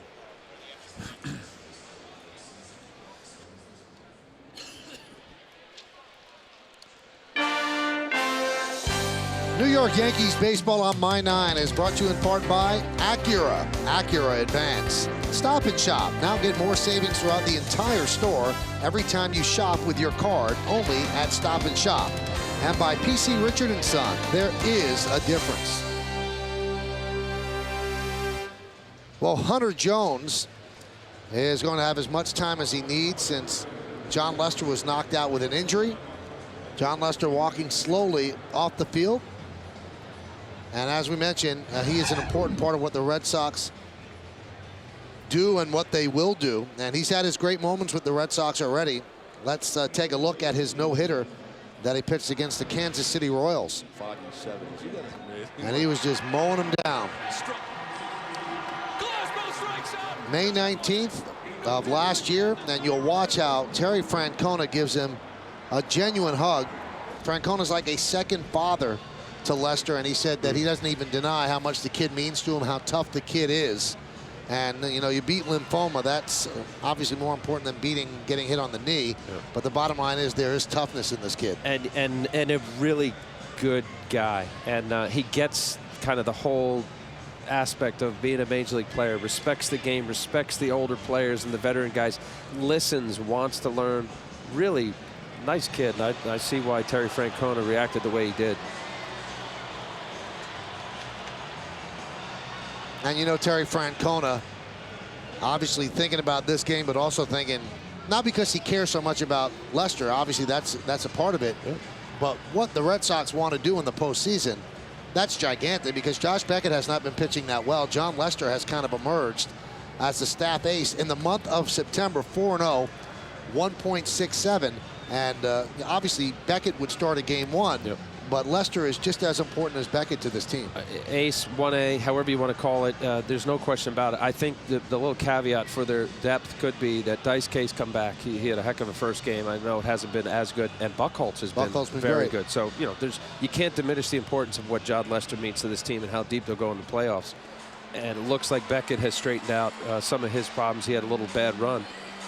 But there is some depth, but there's no doubt about it. John Lester, I think, is one of the more special pitchers, forget about just left-handed, in all over the game, not only the American League. And you know, there were a lot of people that were looking at, well, who has the best starting three going into the postseason? And Jason Stark, a very well-respected writer for ESPN and also on-air talent, he came out and said that the Red Sox have the strongest starting three going into the playoffs. Well, you know, you take Lester out of that, all of a sudden it's not the strongest. You have to move everybody up a notch, and Lester is that special. So anyway, the line drive off the knee necessitates the call to the bullpen by Francona, brought to you by Verizon Fios. Over 100 HD channels on the fastest internet. This is Fios, this is big. So Hunter Jones will take over, and he inherits a bases loaded one-out jam. He'll have to face Derek Jeter. Yankees already lead 4-0. And those are the numbers on Jones. 10 hits in 9 innings. Jeter 1 for 1 with a walk and a stolen base and a run scored. Count 1-0. A very, very long half inning spent by Jabba Chamberlain on the bench. He's been lights out for the first 3, trying to keep that valuable right arm warm. And we'll see how he'll come out for the 4th inning. If there's any rustiness. That's not easy.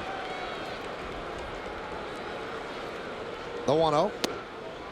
2-0. A little different now with these stadiums. They have batting cages underneath, and I don't know, obviously from Jabba putting that towel on his arm, but there's an opportunity to get underneath and maybe even get some throws to stay warm, because it is a little chilly tonight, and it factors in having that long rest.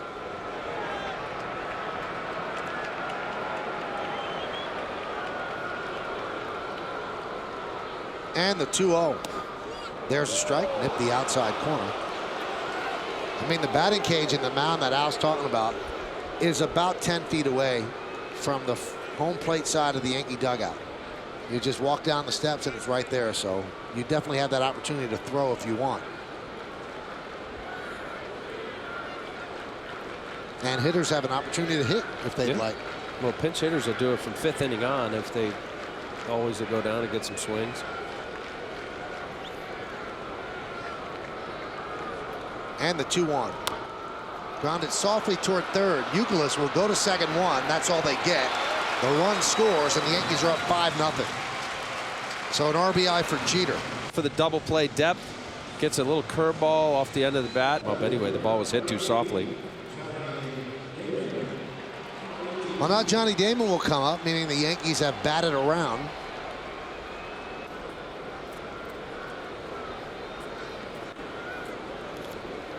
Now, one time since May 26th that he's going to be charged. Well, you said it, Michael. They don't care about that. It's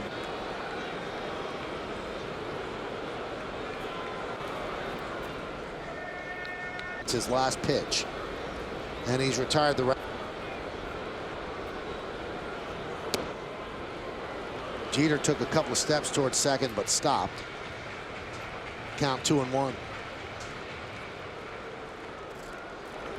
Well, that fakes like you're stealing, that the left-hander sees it all the way, and usually they'll rush a little bit, whether Derek had any intention of going or not. The ball, if the pitcher rushes, the ball's up in the zone, gives Johnny Damon a better shot at getting a good pitch to hit.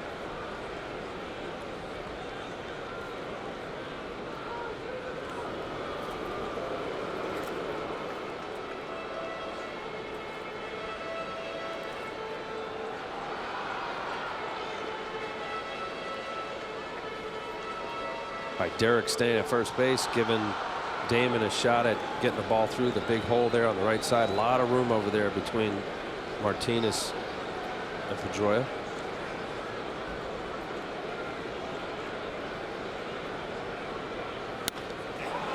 High pop-up. Shallow center. Ellsbury is there. He'll make the play. But the Yankees score 4 runs on 5 hits and 2 men left. At the end of 3, it's the Yankees 5 and the Red Sox nothing.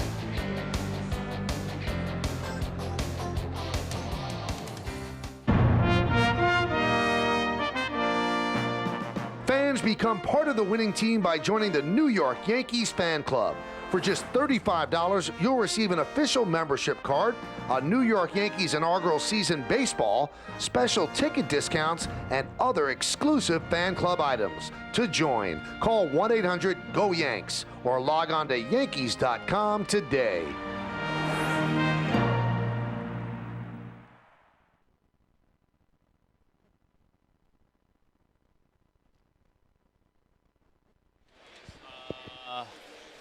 Earliest baseball memory, You hear our 1976. producer? He's talking.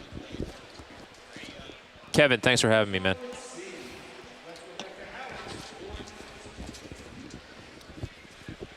Now, Good Day New York is 6 to 10. Am I doing this now? 7 to 10. Okay. Am I reading this first?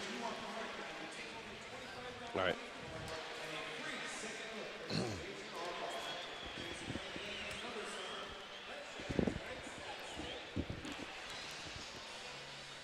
Yeah, she insisted I say hello. Thank you. We haven't talked in a couple of months, so I like to.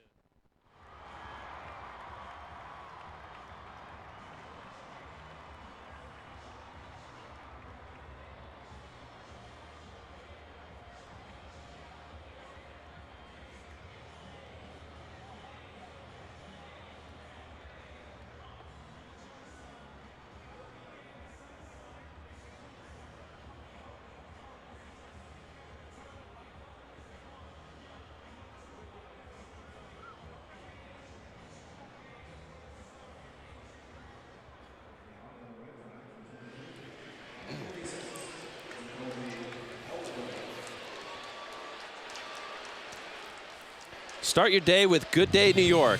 Every weekday, join Rosanna Scotto and Greg Kelly for your first look at all the day's headlines plus weather and traffic, all with a New York style. Good Day New York following Good Day Wake Up, weekday mornings from 7 to 10 a.m. on Fox 5. Now, instead of that little picture there, we thought we'd give you Greg Kelly live, and he's actually with us here at the stadium. We'll meet Greg in a second. First pitch to Ellsbury is outside. Greg, how you doing? I'm terrific. You know, I thought I had a pretty good job on Good Day New York. You guys, Mike, Al, congratulations. This is the best perch I think I've ever been in. This is pretty good. Yeah. That's awesome. Yeah, and we get paid to be here. Yeah, thanks. Can you believe it? Good Day New York. Oop, let's see. Foul to the left-hand side. No. No, it's fair. And There we go. He's out. Sorry about that. You see, I can never hack it up here full time.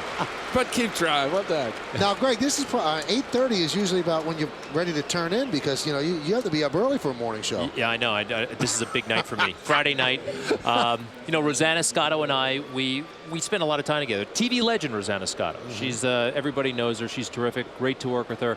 Mike Woods comes in, does the weather when he's not working out, which is just a few minutes a day. Right. If you're familiar with Mike, kind of huge. Pretty buffed up guy. Right. He's terrific. Let's see. Pitch to Pedroia as a strike, so Jabba does not seem like he's skipped a beat with the long layoff.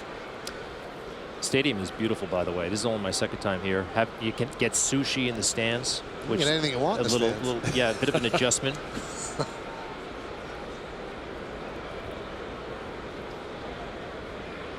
And you've got quite a New York lineage. First of all, Al, you know, you're outnumbered here because Greg and I both went to Fordham. Oh, Fordham thing. That's right. That's right. You don't have a problem with that, do you? No, but we hear all about Fordham. How Al great did it the is. Penn State thing online. The degree is still in the mail? No, I got it. Slow roller to first, and Teixeira tags out Pedroia for the second out. Now, do you have fun getting up that early? I mean, that's a tough gig, being up that early. The alarm clock goes off at 3:45. You know, you get used to it. You get in. It's a fun show, first of all. Good Day New York. We all have a good time. We'd like to think of ourselves as the official team of the New York Yankees. I don't think any money has been transferred, so I don't think we can call ourselves that. But you get in there, you're there early. You get to jump on the day early. That early in the morning, there are very few bosses there as well. That's a good thing. One of the things you feel like you run the place. So we're on Monday through Friday, 7 to 10. 7 to 10, and it's a great show. We have a wide variety of guests. I mean, we had Bernie Williams recently. Mariano Rivera came through, and then we have like Kevin Spacey. So a very wide, a lot of different kinds of guests coming through. And Greg is the co-host of Good Day New York, which is on our sister station, Fox 5 in New York. We're here in Yankee Stadium on My 9, top of the 4th inning. Yankees are leading 5-0 over their arch rivals, the Boston Red Sox. Victor Martinez at the plate. And the count 2-0. Hey, your father, Ray Kelly, the police commissioner. Now, when I say this, it's really. Are you trying to get out of a ticket? That's usually what comes next. No. I got people helping me. He's got Bloomberg on speed dial. Does he smile? He looks so tough, man. I was like, ooh, this guy scares me. He has a. That one's driven deep to right center field. Giving chase is Melky. See ya. A home run for Victor Martinez. And that extends his hitting streak to 24 straight. And also, it's the Red Sox first base runner as they score a run. It's 5-1 Yanks.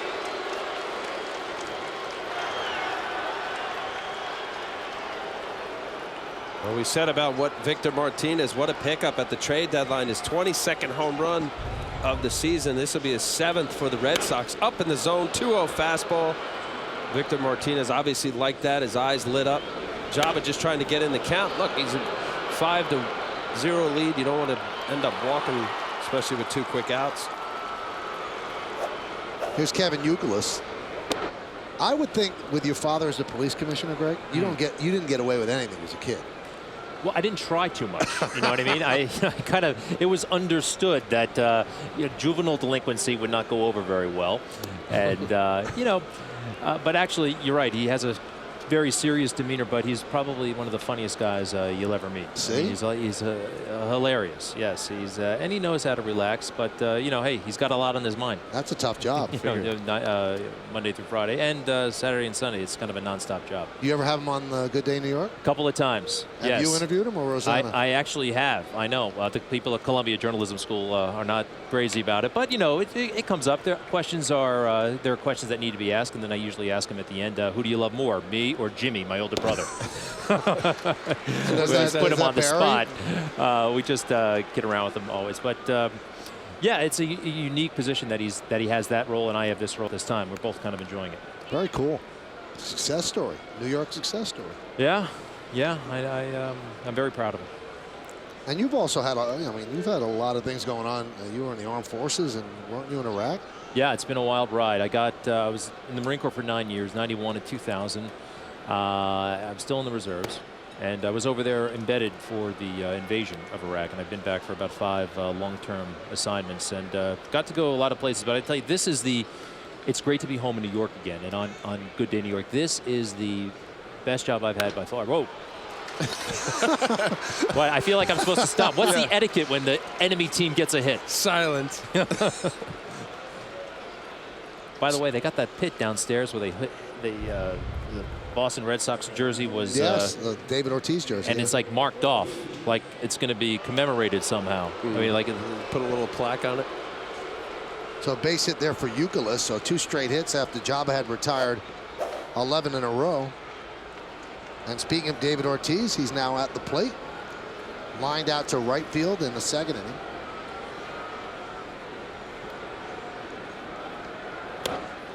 And that one is tapped slowly back to Chamberlain. And that'll do it. Greg, thank you so much for dropping by. Good Day New York, 7 to 10, Monday through Friday, sister station, Fox 5. Mike, Al, thank you so much. Had fun, okay? You got it. Really good to see you. That's Greg Kelly. We played 3.5 here at the stadium. Yankees are leading 5-1 after that Victor Martinez home run, the lone blemish on Jabba.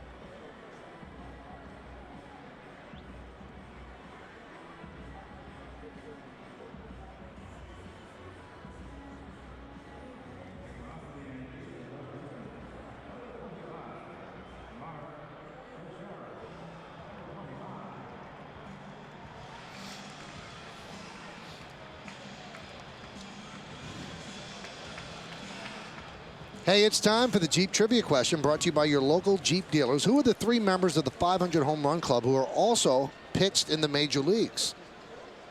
We're going to tell you that a little bit later on in the inning. Well, you know one of them, Al. Yeah, one's easy. Well, don't give it away. No, Get I fired. know I can't do that, but that one's easy. Here's Mark Teixeira against Hunter Jones. Yankees lead 5-1. Count 1-0. So, Al, what do you think so far of Java? I think it's been excellent, and just the start of that inning, knowing that, what'd you say, it was 30 plus Over minutes? 30 minutes, yeah. yeah. That was a long period of time, but he was able to get 2 quick outs. Pitch count is down. I like how he's incorporated not only his curveball, but he's thrown a couple little 2-seamers that take a little off his fastball.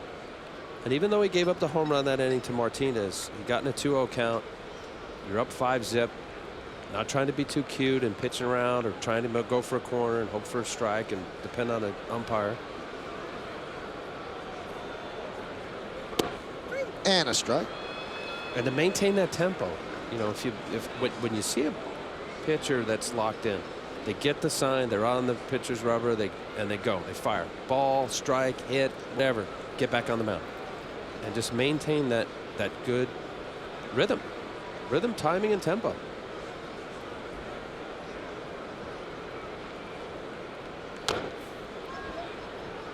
Still 1-2. Teixeira, Rodriguez, and Matsui. Here in the 4th, Michael Bowden warming for the Red Sox. You know what? It's a look too, Michael. Java had some moments. He had a fist pump as he does periodically when Nick Swisher made the great play, and he's maintaining a nice, comfortable rhythm, and also facially. You know how you have that attack mentality, like I'm coming after you as a pitcher, and the hitters, this is what you got to handle, and let's see what you can do with it. And also, he had a 5-0 lead. Now that's not insurmountable, Al, but you don't want him to walk somebody. Nope. So at 2-0, he came in. The fastball was high. Yep. You know, he obviously wants a little lower in the zone, but he wasn't going to walk him, and that's a good sign too. No doubt about it. You know, there's moments in a game where you sometimes have to pitch to the scoreboard. And he didn't want to give up a home run, but you'd rather say, hey, you know, 2-0, if I miss on the corner, now it's 3-0. You know, let me be aggressive here. And Victor Martinez, good hitter as he is, 22 home runs.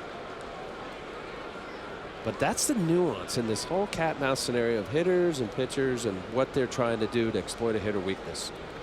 And if there's a pitcher on the mound like a Java Chamberlain who has very good stuff and he makes his pitches and follows a plan, hitters have a tough time.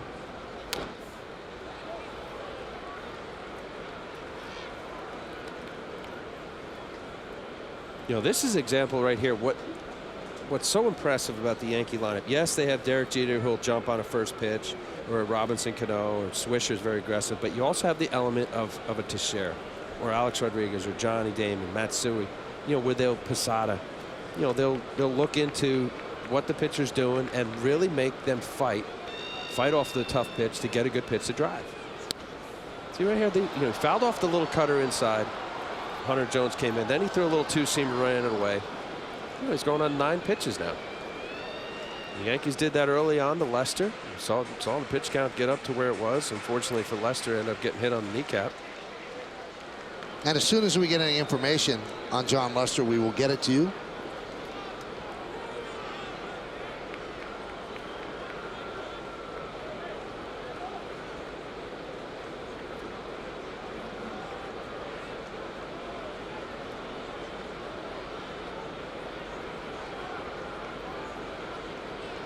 And the 3-2.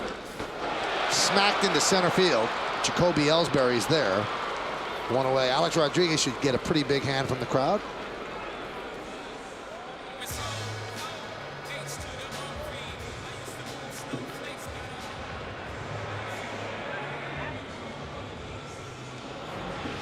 And this is why he should, although they're kind of sitting on their hands.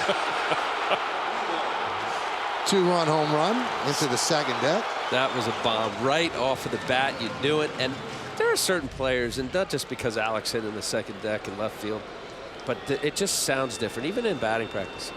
And Alex is one of those players. Did the fans miss the first 2 at-bats? Did they announce his name? Yeah, they did once he got in, but I mean, I kind of think they know number 13 is Alex Rodriguez. My goodness, that was somnolent. Pitch outside. Somnolent. Yeah, they looked like they were sleeping. They're comfortable, Michael. Yankee fans are feeling pretty good. This place is absolutely jammed. You couldn't shoehorn another person in here. Bleachers, people wall to wall, people standing in the back of the bleachers. This definitely should be one of the sellouts this year. And the place looks great. Yankees lead the major leagues in attendance. See the Reds Pittsburgh game yesterday afternoon? No. Turnstile count of under 3,000 in Pittsburgh. I think that the ticket sales were about 12,000 tickets sold, but under 3,000 were in the ballpark. Where are the Marlins in that, Michael? I mean, they're obviously teams when they're late in the season and they don't have a big season ticket fan base. Not a whole lot of people are excited about the 4th and 5th place team matching up. The 2-1. Foul back, 2-2.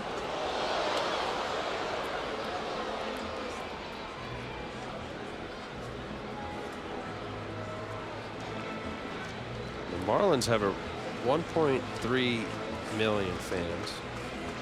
As you say, Yankees leading baseball 3,437,000. Well, no, the Dodgers are 3,000,006.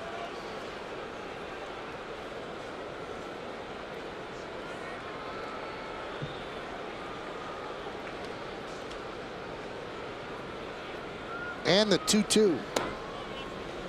Count is full to Alex Rodriguez. RBI single in the first, 2-run home run in the third.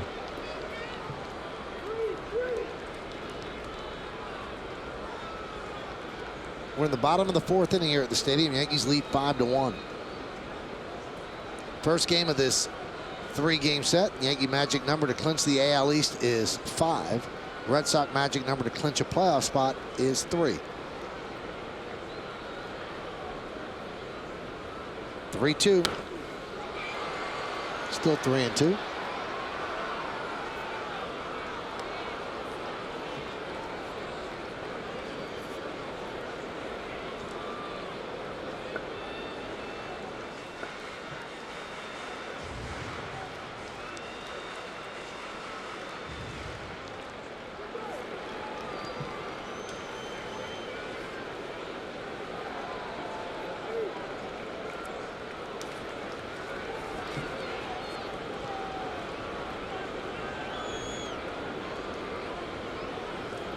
And the payoff.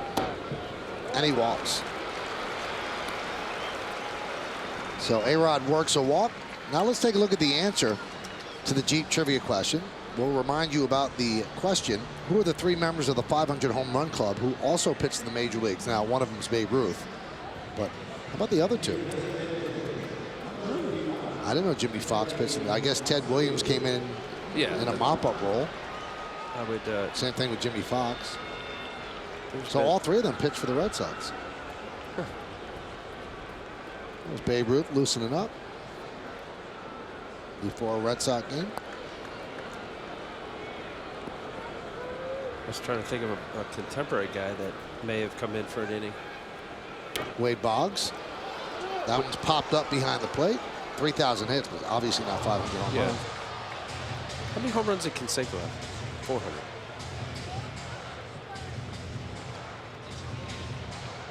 Nick Swisher pitched this year, although he's not close to 500.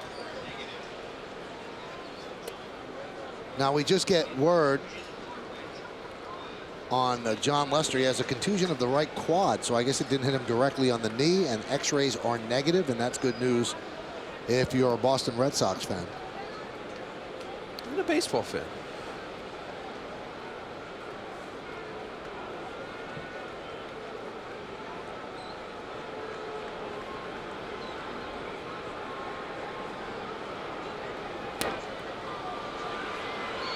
Long run for Youkilis. Can't get there.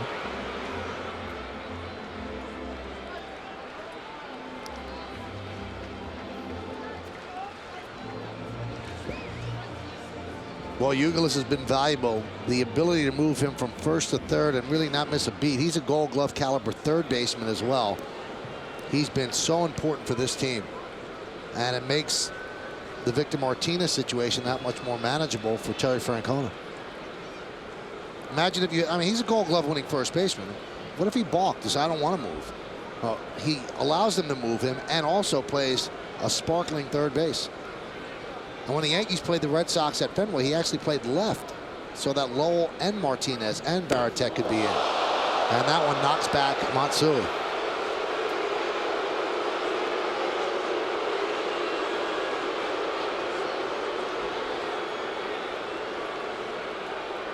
Well, 0-2, that's what many pitchers are taught to come up and in. A little too close for the Yankee, and Hideki Matsui's liking up near his face. That was close.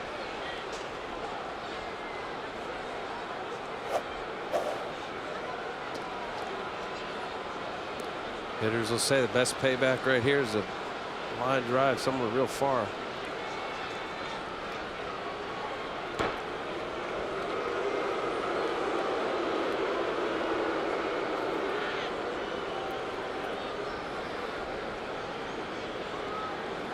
Now, the hardest thing for Matsui, lefty on lefty with Hunter Jones, is to stay in there. Obviously, when you smell and see a 90-mile-an-hour fastball up near your face, unless he doubles up, there'll be something soft breaking down and away here.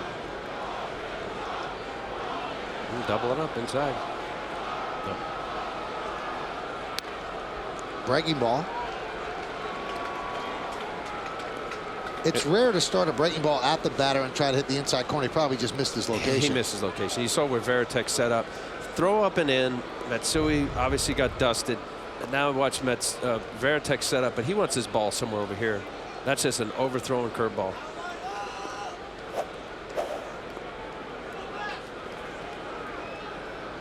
See Varitek looking up at Matsui, making sure he's not peeking.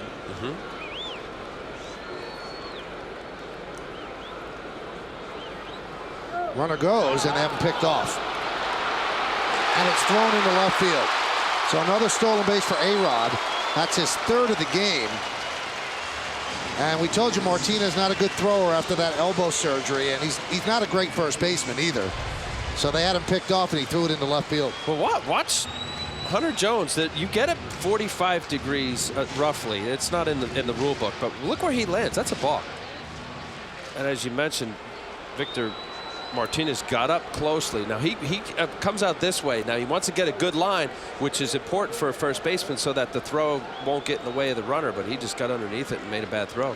Now I just saw in balk. that replay Tim Welke like he jumped out and was pointing. So I mean, was that a balk? That's the sign for a balk, but he never seemed like he made it clear. But if you watch the replay, Tim Welke jumps out. Watch this, Al. Oh yeah. Okay, it's a balk. So it is a balk. Didn't matter that the ball. So it's not a stolen base for Alex. And you were right, Al. He didn't step toward first. He stepped right toward home. And with the lefty, you see sometimes you see the great jump. And if you have a catcher who's struggling to throw, you just figure, hey, my body and momentum's going home, but let me give it a shot. Maybe they won't call it a balk because he's going to be safe anyway.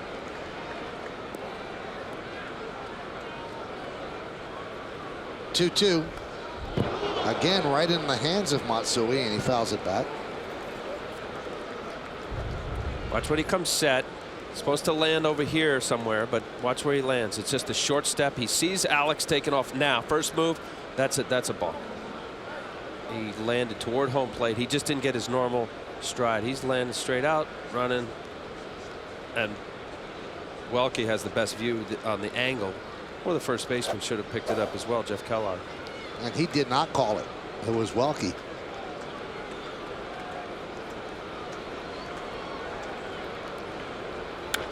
Line drive, base hit to left field. Alex Rodriguez rounds third. They'll hold him right there as Bay comes up throwing. Second hit for Matsui. Just a good at bat from Hideki Matsui. Gets 0-2. He saw a ball up near his face. This ball up and away. That's why he's so tough against left-handed pitchers. He doesn't have a whole lot of fear or trepidation about diving out over the plate. Is able to drive that ball to left field. 3 batters for the Yankees, and Hunter Jones threw 23 pitches to those 3 batters. So they're going to go to Michael Bowden against Jorge Posada. Yankees have runners on first and third with 1 out. Come on back.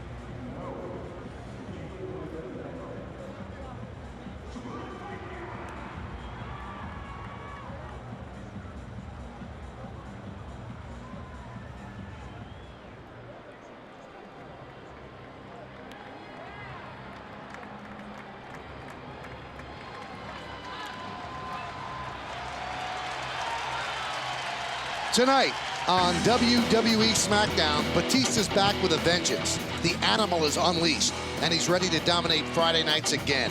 Will the Big Show be the next victim of his patented Batista bomb? Find out on WWE SmackDown at a special time, tonight at 11, here on My 9.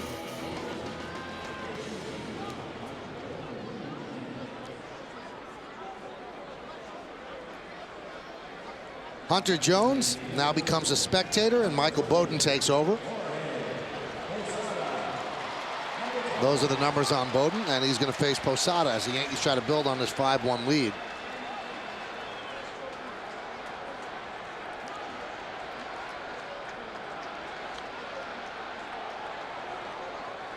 Posada tonight has struck out looking and flied out to right.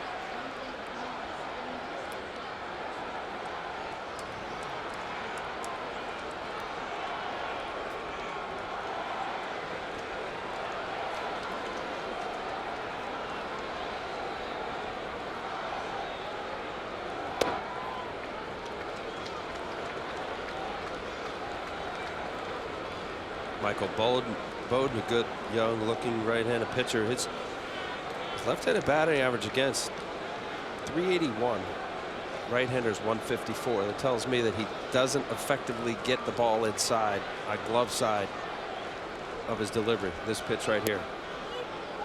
Ooh. Well, I'll tell you, Michael, Tim Welke, he's having a bit of a tough time here. Watch this ball here.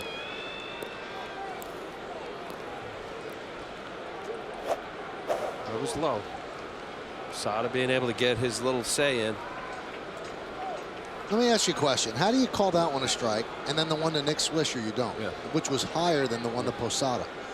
The plate moves sometimes. And that's what really annoys pitchers and batters. If you're consistently wide or up and down, then that's fine. But if you call it differently, they don't know where to go with it. Or in a certain zone.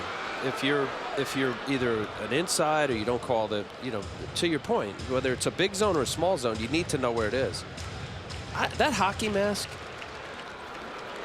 there was an umpire, Eddie Rappawana. He said he tried the hockey mask, and he realized he was getting what he thought he was getting shut out on the pitch down because of the bar and the old school mask. And he wore the hockey mask for an inning or two, and he said he was tracking the ball by looking down, and he couldn't really pick up the low strike. And I remember him telling me this a few years ago, and he went back to the old mask. because I thought there was some bit of consistency with guys with the hockey mask having a tough time. This little bar on the top, umpires are taught to track the ball with their eyes. I mean, anytime you see an umpire move their head to see the ball, they're not seeing it. And then it becomes just by, thousands and thousands of pitch for them to have a feel for it. They set their head in the zone and track it. Base hit to right field. Alex Rodriguez scores. Matsui moves to second. RBI single for Posada, his 80th ribby of the year, and the Yankees lead 6-1.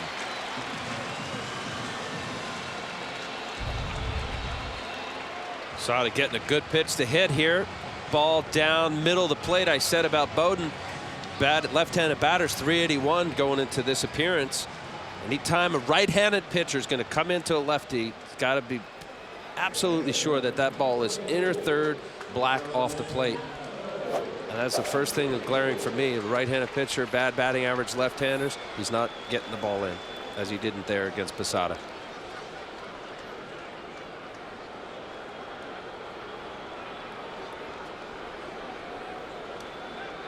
Here's Cano. He's 2 for 2. And there's a strike.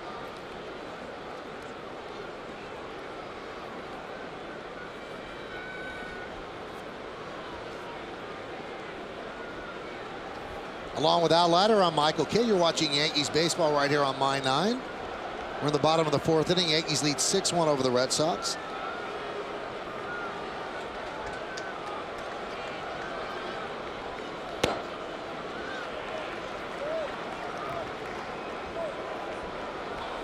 Night for Robinson Cano, very comfortable, just tracking the ball. He gets a first pitch changeup, he takes for a strike, and the way hitters, when they track a ball and they're not out in front on off-speed pitches, says that they're seeing the ball out of the hand and not fooled. Rounded up the middle. Let's see if they turn 2. There's one on to first. It's a double play, but the Yankees get another run. 1 run, 2 hits, no errors, and 1 man left on base. We played 4. Yankees lead 6-1.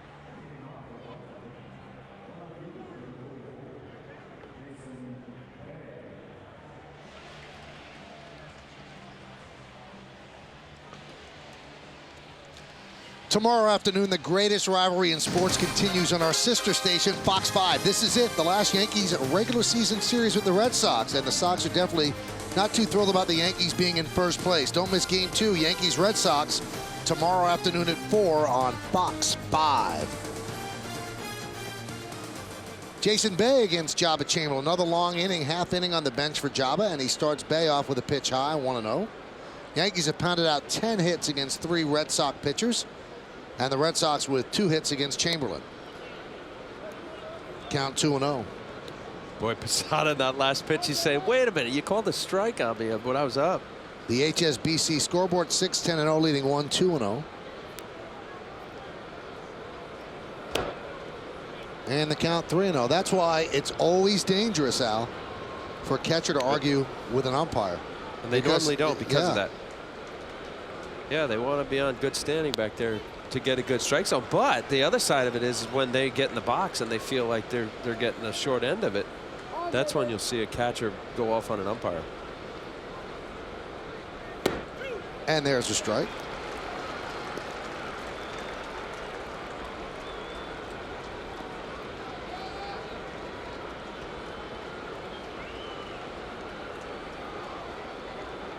And the 3-2.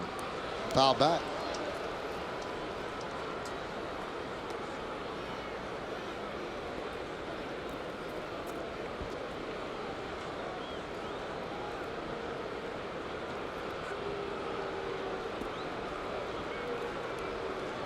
And the 3-2 pitch lined into center field, a base hit for Bay. So a leadoff single here in the 5th inning. An internal battle. Jabba got behind 3-0 and then was able to get 3-2 and throws a slider. You see his reaction. Why, you know, you could second guess yourself all the time as a pitcher as to whether that was the right pitch or not. Jason Bay having a heck of a year. Stayed on that ball. Nice piece of hitting. J.D. Drew fouls it back.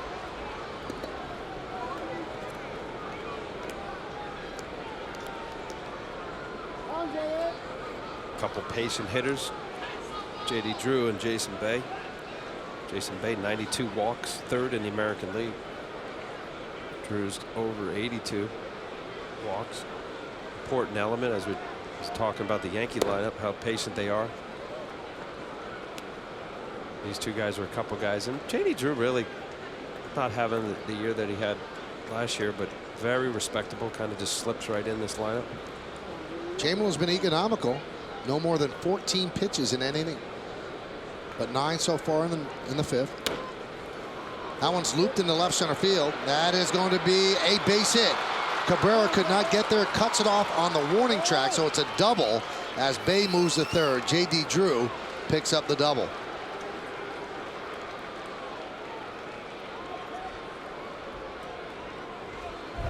J.D. Drew going the opposite way. This is a changeup.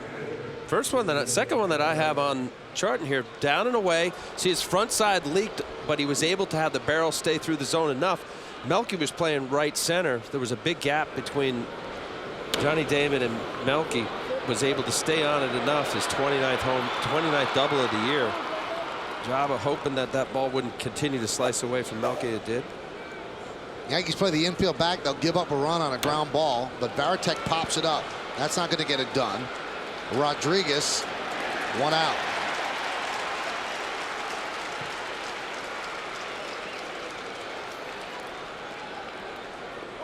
So a big out for Chamberlain.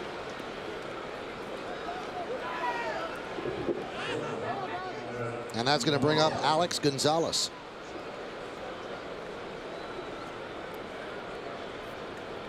Wind is really whipping over the stadium, the grandstand.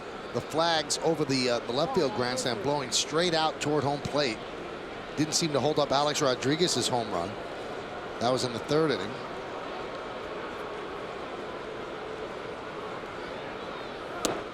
And a strike to Gonzalez.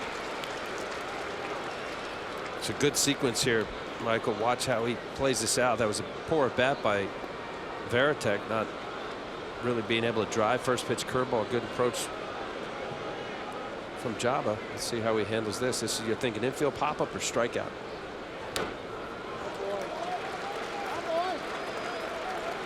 Now, without a doubt, he went with a paint fastball down the way, went up and in. He's got a couple places here. He's got the look of, I'm going to put it away. Absolutely. You have runners 2nd and 3rd, nobody out. You have a shot at striking them out here. Some kind of strikeout pitch. Don't think as a pitcher that if you're going to throw a breaking ball that your catcher can't block it or keep it in front of him if it's an off-speed pitch. And the 0-2. There it is. Nice job by Posada. Now you have to have total faith, Yep. but do you throw it a little with a little trepidation? I didn't, but I know pitchers do because the mindset. That's a run. Yeah, I mean it's a lot of distance and it's going to be a run. But yeah, but also would be a run is it hanging a curveball there and having them drive a ball in the gap. Not only is it 2 runs, but now you're backing up third and you have a runner at second base. So you can't think that way. You have to trust that your catcher can block it and go with it. A 1-2, swung on and miss. And Jabba 1 out away from getting out of this jam.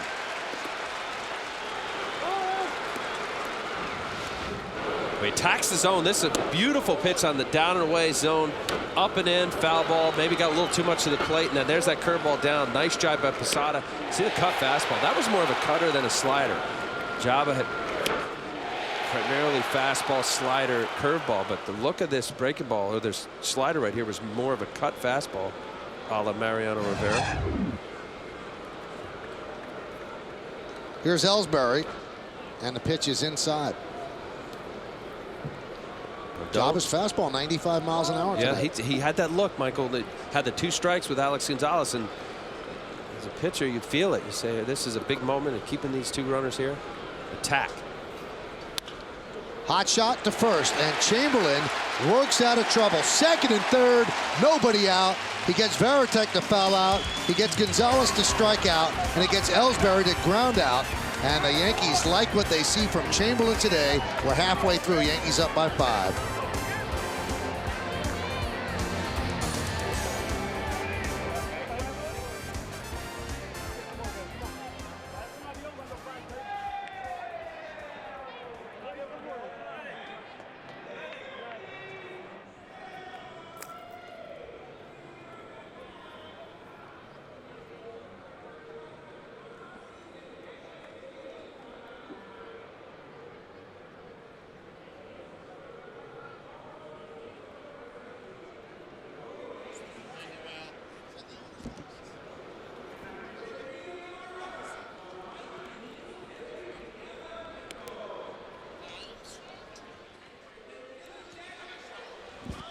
Kevin, talk to Kerry. Hey, how you doing? No problem. Thanks for having me. Yeah, right here. Thank you. I appreciate it. Kerry. Don't call the Tennessee team a bunch of hillbillies. I won't. I'm going to be quiet today. I don't want retired players to come and say something to me. Where do you live? I'm in Jersey. Where? I'm in Morristown. Oh, that's nice. Yeah, and that's Morristown. not far from Florham Park, right? That's nice. Right. Oh, Yeah, I know. it's He like told 5 me minutes. the other day. When you were in Hofstra, right? Yep. You were out there, and then We were in Long Island, yeah. so you were living out there. Yeah, I Where was you in from? Alabama. Southern boy. Where'd you go? School? I went to Louisville. Yeah. Was Schnellenberg there when you were there? No. I was there with Bobby Petrino and John L. Smith. You don't want to muss up your hair? Yeah, I don't want. Yeah, my hair is too pretty right now. I can't. Hey.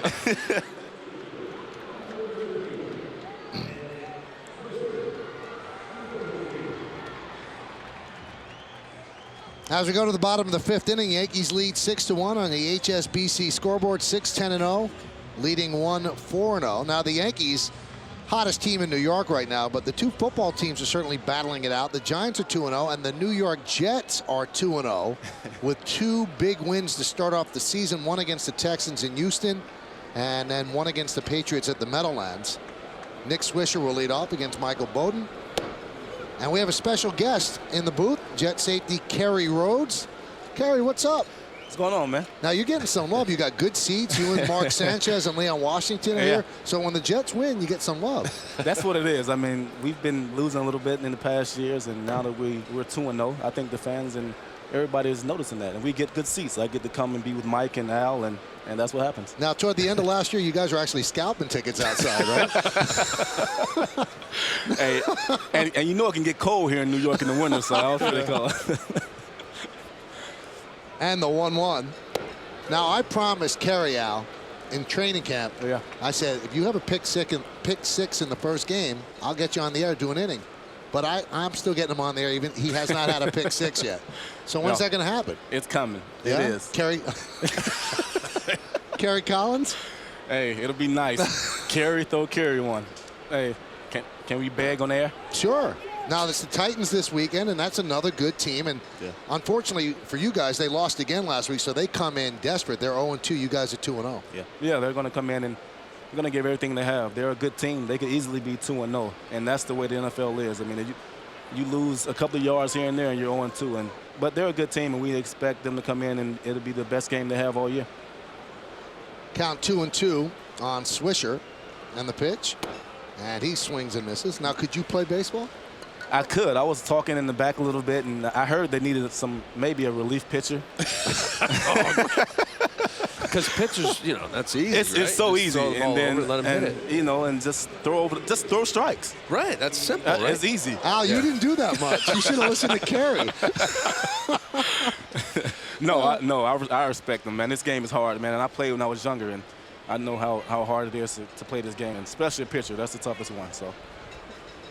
Melky Cabrera at the plate. Yankees are leading 6-1. What's it like playing for Rex Ryan? He seems like he's fun.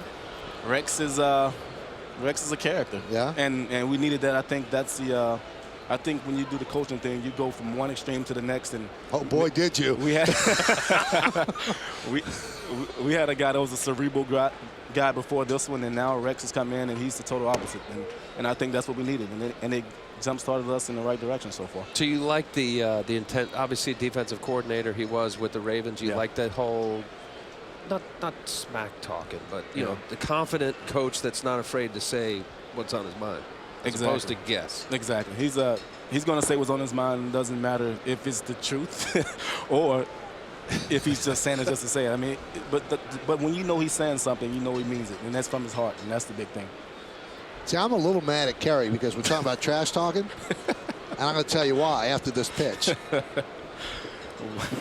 And the 2-1 grounded foul. Well, Kerry was nice enough to come on my radio show last week, and he was Mr. Politician. Didn't say anything outrageous, nothing. I mean, I'd like some pub for the show. Then he interviews with Gary Myers in the Daily News and says, we're going to embarrass the Patriots, when he could have given it to me on my show. Instead, he gives it to the Daily News. It was a mistake. The intent was to do it on your show, but I didn't ask the right questions. Yeah, you didn't get it out of me. So the mistake was not saying it on Michael's show. No, the mistake was He didn't get it out of me. Now, were you sorry that you said it? I mean, that kind of put a lot of pressure. Was I sorry? No, I think it worked in our favor. I mean, the fact that you don't need ammunition in a rivalry game to come out and say something. If you say something, you shouldn't need that to jumpstart you against a rivalry team. So we didn't expect it to do that much, and it just got our team more focused, I think, for the most part. Melky Cabrera down on strikes. Now, are the Yankees your favorite team? The Yankees are my favorite team. And do you know any of the guys? I know a couple of the guys, yeah. Wait, so growing up in Alabama, they were your favorite team? Yeah, we didn't have a baseball team. We have the Braves nearby. The Braves, I hated. I'm not going to say. I'm not. Okay, I take that back. But I didn't like the Braves. I didn't like. Oh, there's Justin Tuck. Tell Justin I said get better because we want to play them soon. You'd have to play them sometime. So in you Miami, know what that right? means. Yeah. I think you have better seats than Justin too. Oh yeah. Yeah. That's what happened when you win. And Justin, I don't think he got a sack yet. So let me. There's a strike to Jeter. You ever see Jeter? You ever hang out with Jeter? No, I never hung out with him. I don't even really see him out in the city. I think he's past that now. I think he's done all he can do here in New York, and he's moved on to better things now. Swing and a miss in the count, 0-2. So you want to make any bold proclamations here about the Titans? You're going to embarrass them? You know what? We're going to do it next week on your show, on the Michael K. Show. That's Monday through Friday, 2 to 7 on 1050 ESPN New York. A nice little lead for you. Yeah, thank you. You know? A little promo. He does it often. And here's the 0-2 to Jeter. Now, one thing, Al, you always brag about all the people you have on speed dial, like Sandy Koufax and Mayor Bloomberg. I got Kerry Collins on speed dial. That's pretty cool. You don't have that. No. Here, would you put it in? Okay, let me see. I'm sure Al got some big names in there, in that phone. Huge. Yeah. Lindsay, Carly, Jack. Those are his daughters. And the 0-2. How loud was that crowd on Sunday? Oh, it was the loudest it's ever been. Really? And that's the God honest truth. I mean, the fans came out and did a great job for us, and they've been behind us so far, and I think they bought into the new regime as well, and that's a plus. Now, will you try to come to the Yankee playoff games? Oh, no doubt. I mean, when it kicks off, I'm going to be here, and I'm going to come back and try to come back and sit by Al again. Al is Al's big time, Mike. So he's huge. It's a very big honor to be sitting beside this guy. Right. See, Kerry's good, Al. He's got you believing he likes you. Yeah, he doesn't even like you. I can tell. I'm going to look at the stats much closer. I might even put you on my fantasy team. Hey, that'd be a smart move right there for you, Al. He's got a pick 6 coming, so. It's coming. All right. Yeah. I got to get Jack to put you on. Jack's his son. Oh, that's his son. And my daughter is in the same class with Rex Ryan's kid. Oh, is he? Yep. Yeah. Ooh. All excited about Jets being out there in Jersey, Michael. You're a Jersey guy, right, Al? Yes, I am. We're in the bottom of the 5th inning. It's 6-1 Yankees over the Red Sox. Talking with Jet safety Kerry Rhodes here on My 9. The 2-2 to Jeter. Swing and a miss, and that's an impressive inning for Bowden as he strikes out the side. They go down 1-2-3. Kerry, good luck on Sunday against the Titans. Hey, I appreciate it, man. Really Thanks good to see you. Thanks, really Mike. good to see you. Good luck. Nice That's to meet you, Kerry Al. Rhodes. We go to the 6th. Yankees lead 6-1.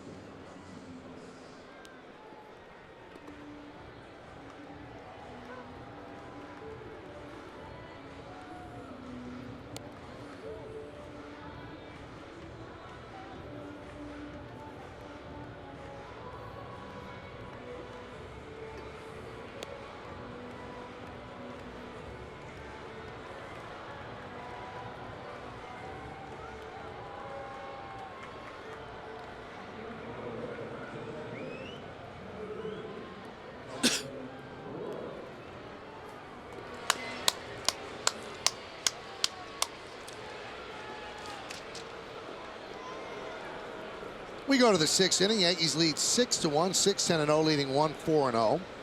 Impressive 5th inning for Bowden as he strikes out the side. And now Jabba Chamberlain will take on 2, 3, and 4 in the Red Sox order. It's Pedroia, Martinez, and Youkilis. And strike. Boy, that last inning, Michael, for Jabba, I loved it. He got in a second and third situation, got the pop up, and you just saw that look where he just kind of reminiscent of how his mindset is as a reliever. And it is tempo, and see him get back up on the mound. Hitters sense that. They know when a guy's struggling or looking and kind of have that doubt in his eyes, walking around the mound.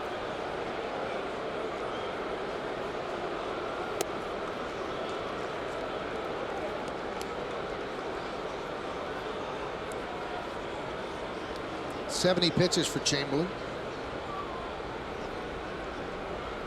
Heard from Joe Girardi earlier that Chamberlain can go 90 today. Count 2-2.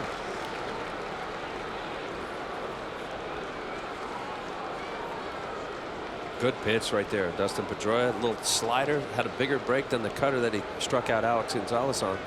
Come back here with a changeup. And the pitch.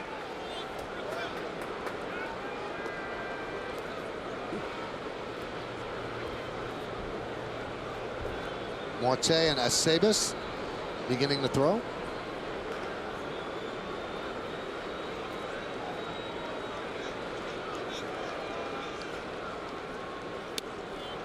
And Pedroia works a walk. Leadoff walk here in the 6th. Let's take a look at the out-of-town scoreboard brought to you by Blimpie, America's Sub Shops. Texas 3-3 against Tampa Bay, bottom of the 4th. Minnesota continues to win, leading 2-1, top of the 5th. Detroit and the White Sox scoreless, top 6. Oakland and LA, 10:05 start. That's the American League. In the National League, 3-1 Atlanta over Washington, bottom of the 8th. Pittsburgh 3-1 over the Dodgers, bottom of the 7th. Colorado 1-0 over St. Louis, bottom of the 4th. And the Cubs and the Giants will start at 10:15. Here's Victor Martinez, a home run his last time up. And the count 1-0.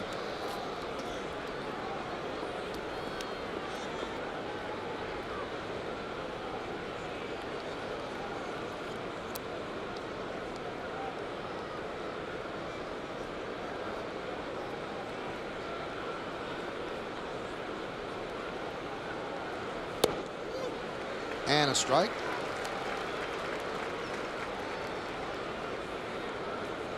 Well, this is the most pitches that Jabba has thrown since he threw 96 on August 25th.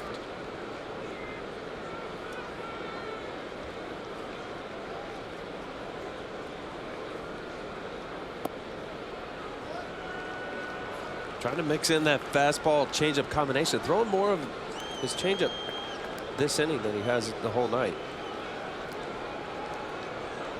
Doubled up on the changeup.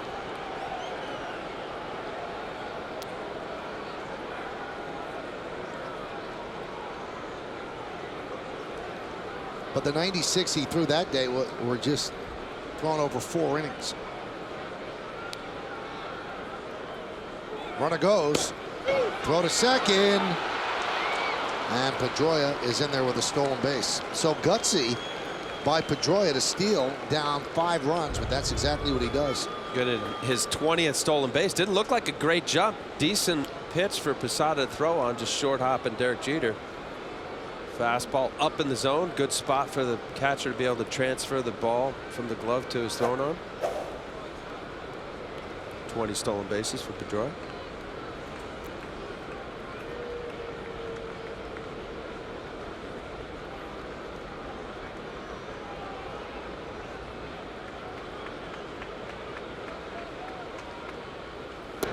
Check swing, did he go? Yes, he did, said Bill Walke. So Martinez down on strikes. Well, Tim, brother, seeing the ball as he should, wasn't able to see whether it was a swing or not, looking for location. Posada getting help from the brother, Bill. Definitely. Barrel of the bat going past the home plate. To Bill Welke, bringing him up.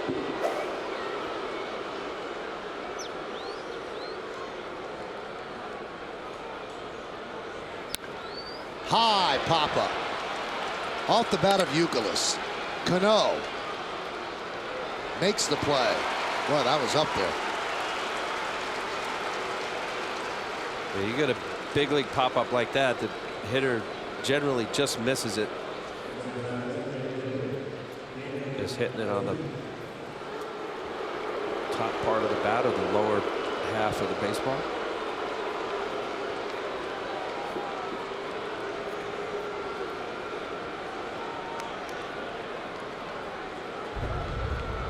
This pitch, middle of the plate, pulls off a little bit. He knew it. There's David Ortiz.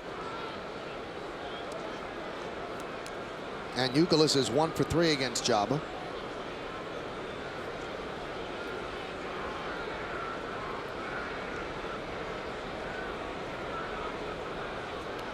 That one's bounced up there. This is probably going to be Jabba's final inning, even if he gets Ortiz here in the next pitch or so, because they have him slated to throw 90. He's going to pitch on Wednesday, start that game against the Kansas City Royals. And if he gets out of this, they'll keep him on a positive note, get him out of there, not get his pitch count that high.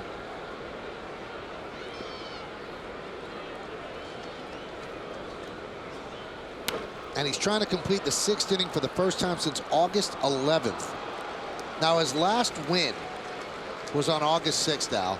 How much does that wear on a pitcher? You want to win. Yeah. You're a starter. You need W's. No doubt about it. And it's very difficult to just think about, okay, this is my job. I prepare to start, no matter how many pitches. Obviously, with him being moved around and pitch counts and limiting his innings has affected his ability to go deeper in the game, even though he's been erratic. That one's driven deep to left field. Damon back on the track at the wall. See ya! A 2-run home run for David Ortiz the other way. And now the Yankee lead 6-3.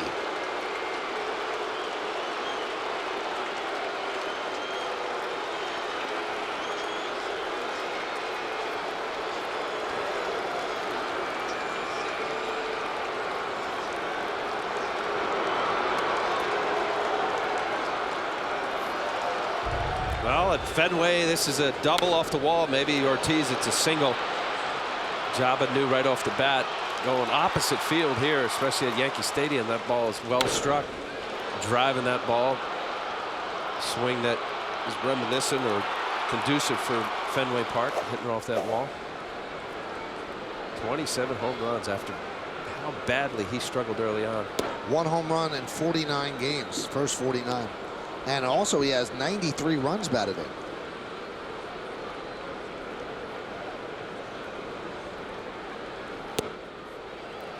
Swing and a miss by Bay. 94-mile-an-hour fastball. You hear it often, but I'm a believer that you look at the back of a baseball card, you see guys that struggle, people who have a body of work, and you said they will eventually get to their numbers. Popped up, another sky-high fly. And Jeter makes the catch for the final out. So Jabba Chamberlain has gone 6. He's thrown 86 pitches, and he's given up 3 runs. 2 of them here in the 6th on this one swing. As Ortiz goes the other way. 2 runs on that 1 hit. No errors and nobody left on base. We go to the bottom of the 6th inning. Yankees are leading 6-3.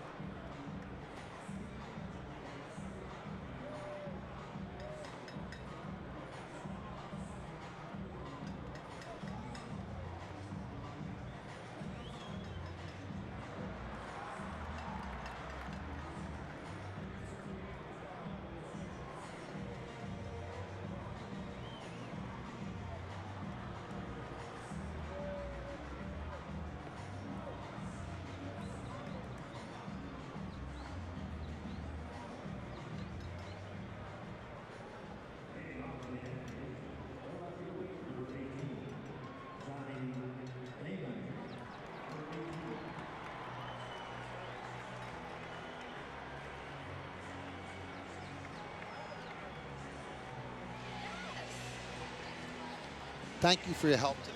Thanks for trying to help us.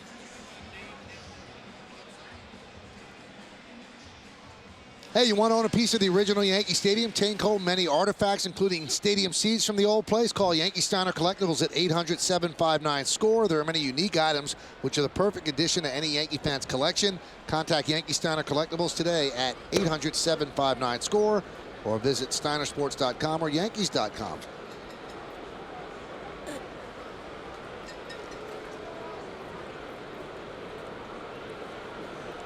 Pitch to Damon is inside.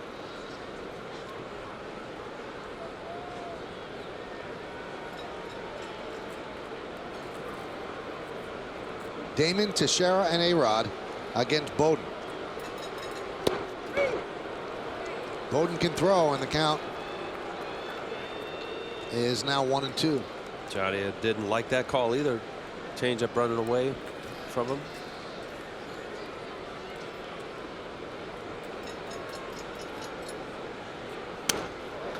Shattered bat. And the bat impaled on the infield grass. And again, impaled on the infield grass. His bats haven't been exploding as much this year, have they? Like last year. Yeah, he's had his run. More than anybody else, I'll put it that way. Well, last year seemed very frequent.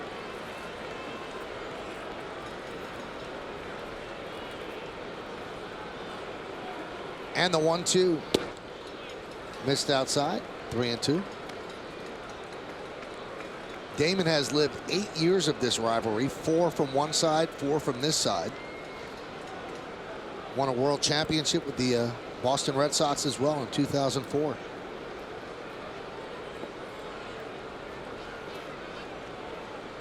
The 2-2. And the count is full.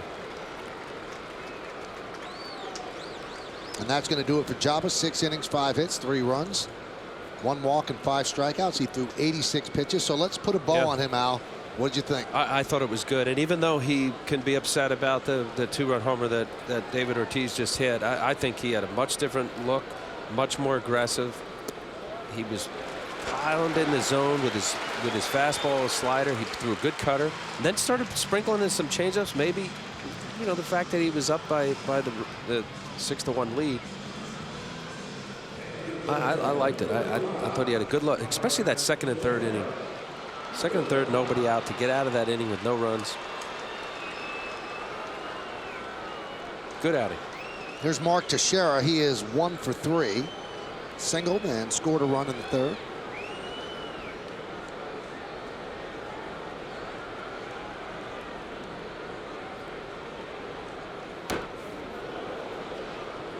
Count 0-1. Had a great month of September, Teixeira. 345, 5 homers, and 17 runs batted in. And an OPS of 1.090.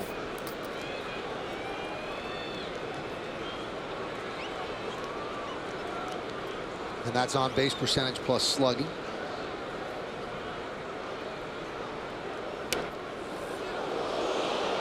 Rocketed over the Red Sox dugout.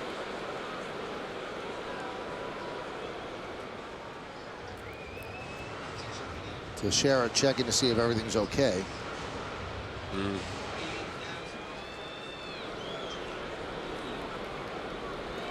Pay attention over those dugouts.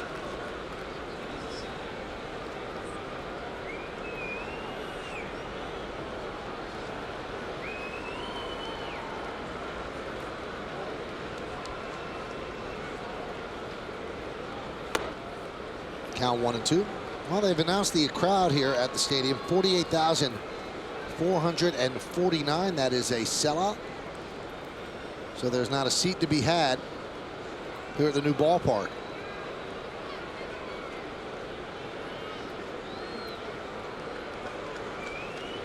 And this place is headed for its first October baseball. Nice that you can open a stadium and the first year you're going to be playing playoff ball.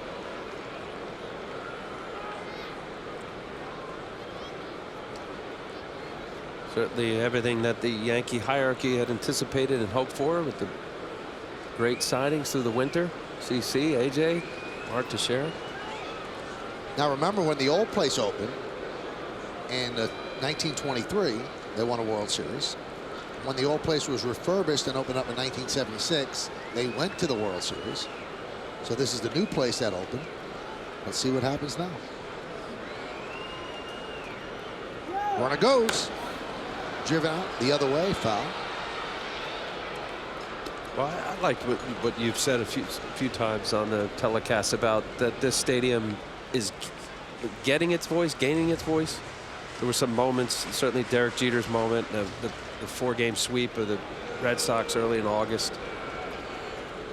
You know, it's all part of having those historical moments that you remember where you were sitting, what the moment was.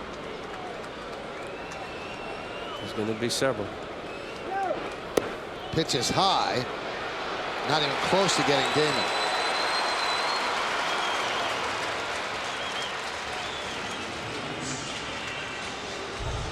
Wow, Johnny Damon getting a good jump, but again off of Jason Varitek. Johnny looking in to see if Teixeira were to take a hack at it with the 2 strikes way up and in. Just you could see that throw from Varitek. That's Johnny Damon's first stolen base since August 27th. A little over almost a month.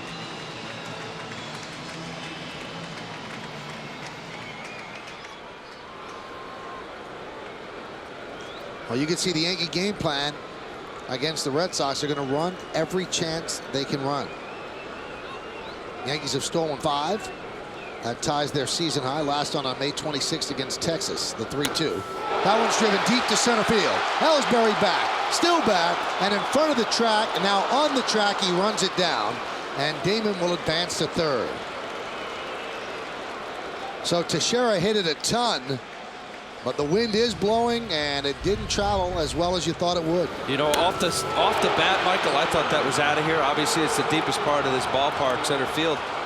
I believe that wind had hung it up a little bit. It's good. Approach 3-2. Fastball right down the middle. Ellsbury getting a little hang time there. There you go. The stolen base. Gets a sac fly out of it. Damon second to third. Red Sox have the infield in now. Major League batting average across the board goes up about 100 points.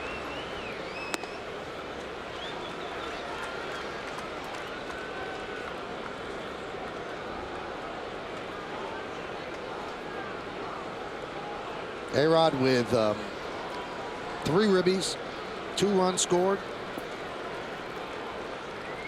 2 stolen bases, reached second on a balk another time. 1-1.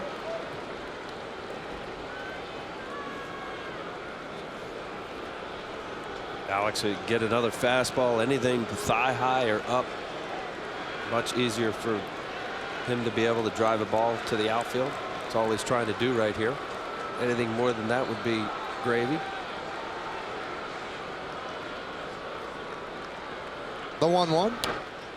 Nub foul.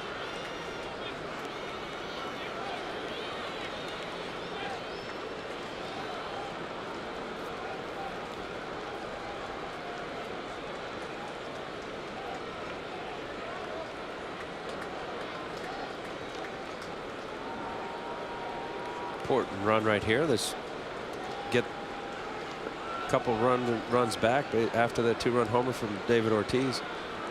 This would be a battling a count here, 1-2 count. That's going to get a run in at least. Ellsbury going back, still back, and it's off his glove and up against the wall. Damon scores. Rodriguez at second. He now has 4 ribbies, and the Yankees have a 7-3 lead.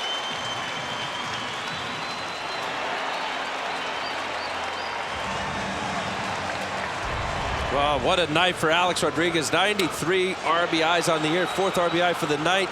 Just stayed on the ball. 1-2 count. Was able to drive it. He's so strong. His intention would be to just get it far enough out where if Ellsbury were to catch it or get a run score. Much better than that. His 17th double on the year. Ellsbury looked like he had the beat right there. Just didn't get his hand extended enough.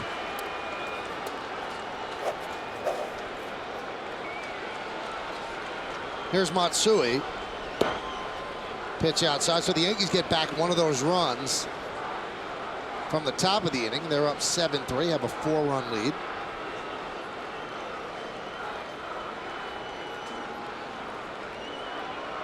'93 ribbies for Alex Rodriguez on a season, in which he missed the first 28 games of the year.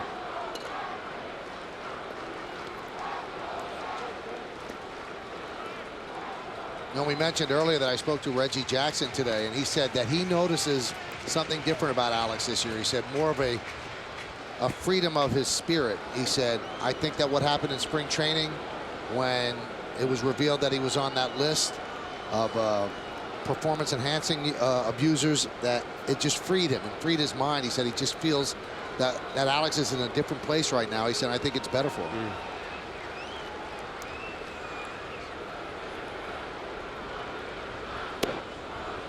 And the count 3-0.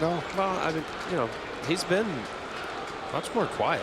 Yeah. I mean, you know, last year, the year before, it seemed like there would be some story of, you know, him saying something, or the attention was on him, and he's really been able to deflect that and just really go out and play. 3-0. Strike. Manny Del Carmen throwing some for the Red Sox.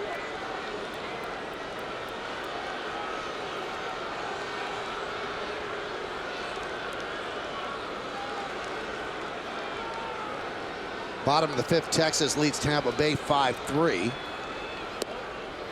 as Matsui works a walk.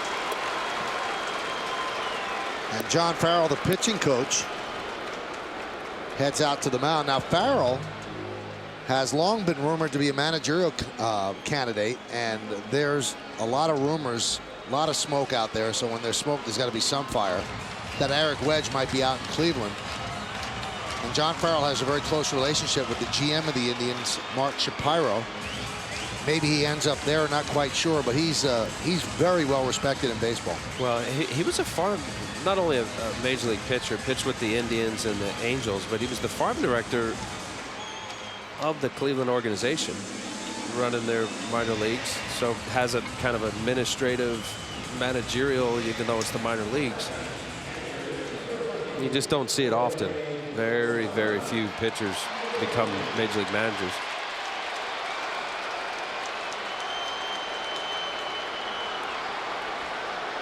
Tommy Lasorda pitched a little bit in the minor leagues. Here's Posada. And there's a strike. Hey, listen, if you're keeping score at home, give Alex Rodriguez a stolen base in the 4th inning. The official scorer, Bill Shannon, said that play was not stopped. He would have stole second base even if there wasn't a balk. So he is crediting Alex Rodriguez with a stolen base. Now, I'm not quite sure I agree with that. Not that I want to take a stolen base away from Alex, but I mean, play wasn't stopped. How could you stop Alex Rodriguez from running, and how could you stop Victor Martinez from throwing? They couldn't see that the umpire stepped forward. It was a balk. Right. But Bill Shannon's the official scorer, and he is giving a stolen base to Alex. So it makes his day even better. And that gives the Yankees a season-high 6 stolen bases on the year. Rip foul. Well, if he called it a balk, isn't it? It's dead. It's dead play. I think so. Yeah, I don't care that he didn't. Well, how's he supposed to stop it? How can you stop the play from being run when guys are running and the ball is being thrown? The umpire stepped out and said balk. Very odd.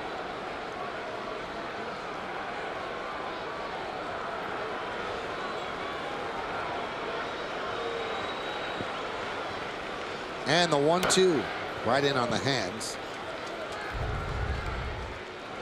And here's that balk. So Alex is going to take off on Hunter Jones. Well, he's saying he would have been safe anyway, even with a perfect throw. But as soon as a balk is called, it's a dead. Everything else is dead. Yeah. So you're telling me that Alex could have gotten up and run to third? No, because the play was dead. That one gets away from Baratek, and both runners move up. Heads up base running by Alex Rodriguez, and Matsui followed suit. Eyes on, obviously, the home plate area, but you see the secondary lead from Alex, and then the ball kicks away. Matsui makes sure that Alex Rodriguez is running ahead before he makes a decision to go. Watch Matsui see the ball skip. He looks to see Alex is running. Get to second base. Just keep pushing the defense. Now the defense comes in the infield, try to cut off another run. They're not going to cut it off as Jorge Posada lines one to right center field. A-Rod scores. Here comes Matsui. Here's the throw. Matsui heads back to third. He's in a rundown. And he is caught there by Youkilis for the second out as Posada moves to second, but the Yankees lead 8-3 on the RBI single by Posada.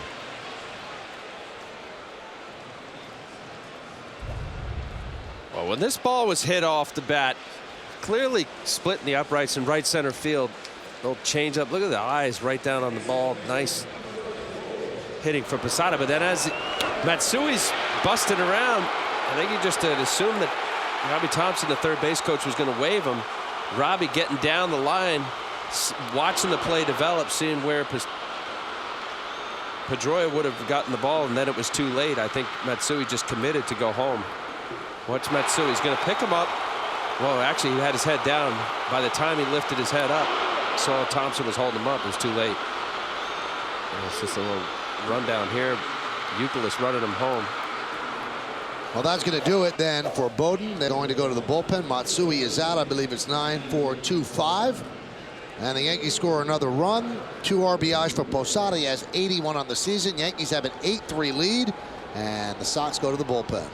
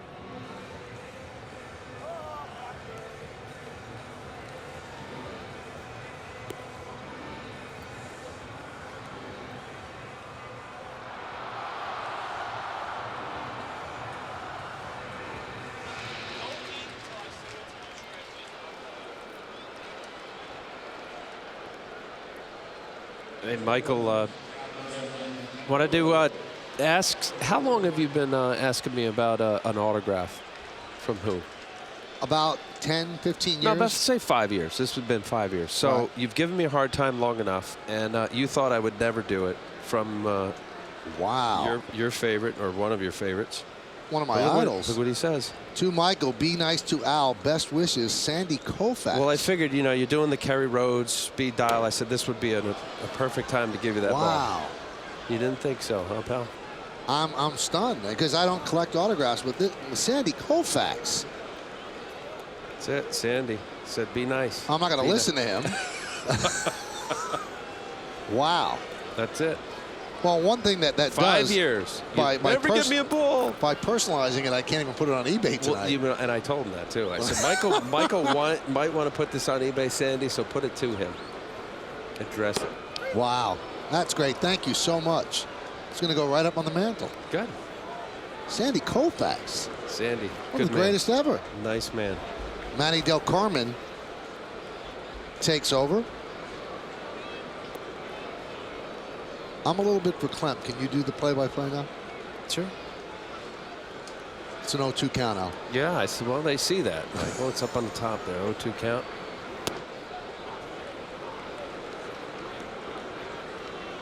So you're not even going to say it was upstairs because they could see it. Right. So why don't we just walk out of the booth? It's TV.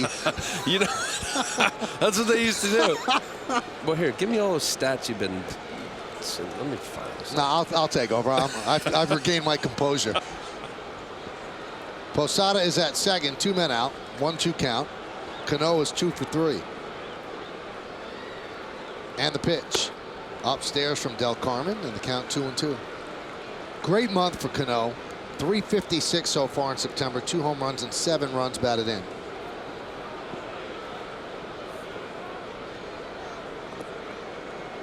Great year for Cano.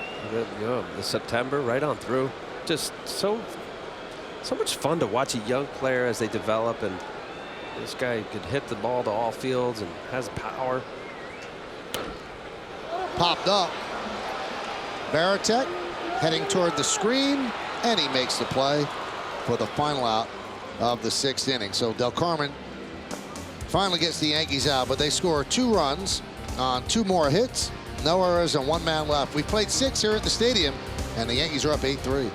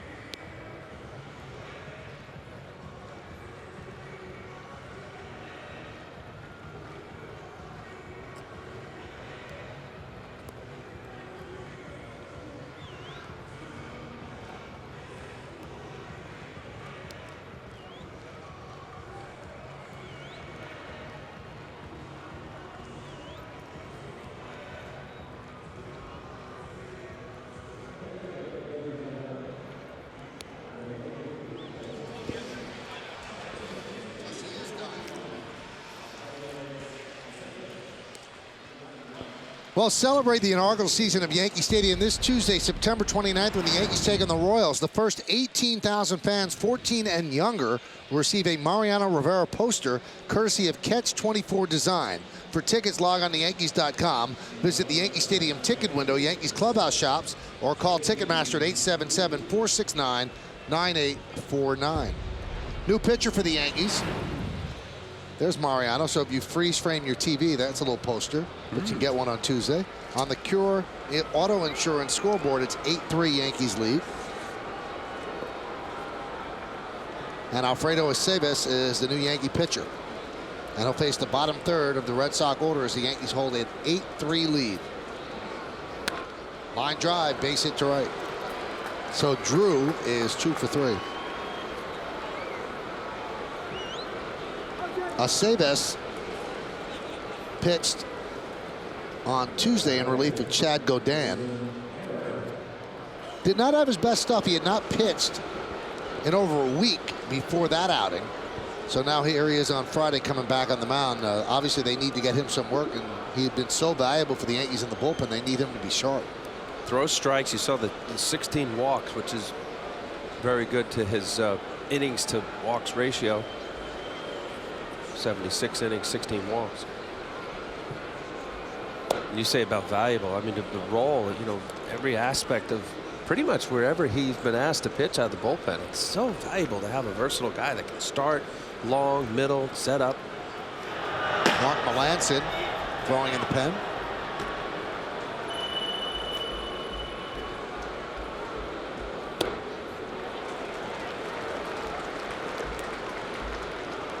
And the count 1-2.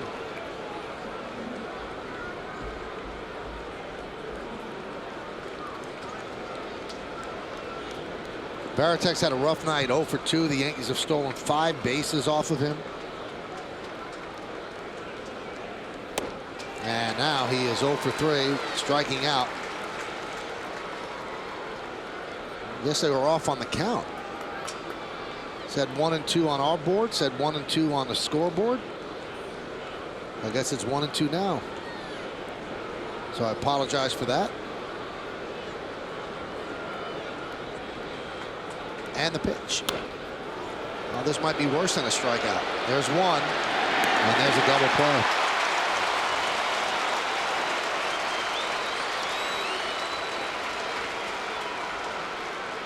Well, Savis will trade a strikeout for 2 outs anytime. Pitcher will. How easy. Nice, easy hop to Cano. Takes it himself. Strong throw. Curveball. Chops it. Tops the ball. Cano realizing knowing Varitek's speed. Doesn't toss it over to Derek Jeter. Smooth. Here's Alex Gonzalez against the Sabres. Count 0-1. Gonzalez 240 overall, but coming into this game 304 for the Red Sox, 297 now after his 2 strikeouts, and he has really tightened up the Red Sox defense. And Aceves will face the minimum 3 batters thanks to the double play, and he does it on just 7 pitches as Jeter puts that one away. No runs a hit, no errors, and because of the DP, nobody left on base. At the end of 6.5 innings of play, it's time for the 7th inning stretch at the stadium. Yankees lead 8-3, but we'll stay right here to honor America in the Bronx.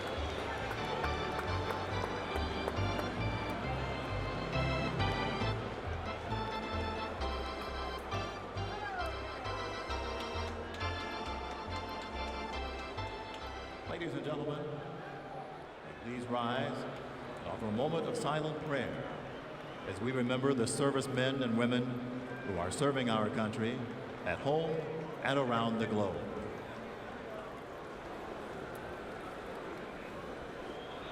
Thank you. Now, ladies and gentlemen, please join Decca recording artist Dr. Ronan Tynan in the singing of God Bless America.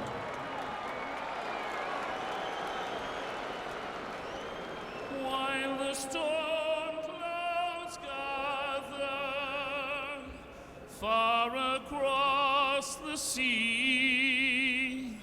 let us swear allegiance to a land that's free.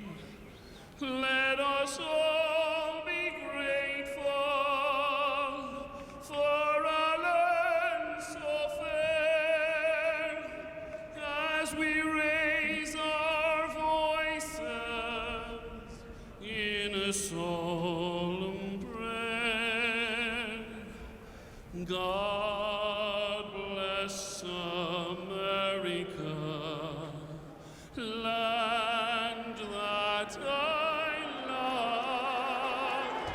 Stand beside her and guide her through the night with a light from above. From the mountains to the prairies to the oceans wide with foam. God bless America, my home sweet home. God bless America, my home sweet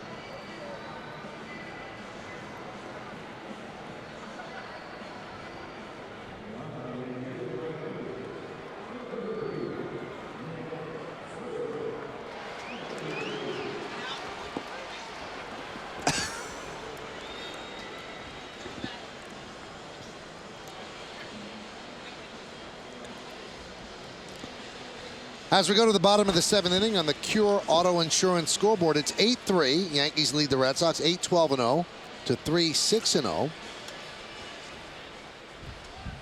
John Lester started.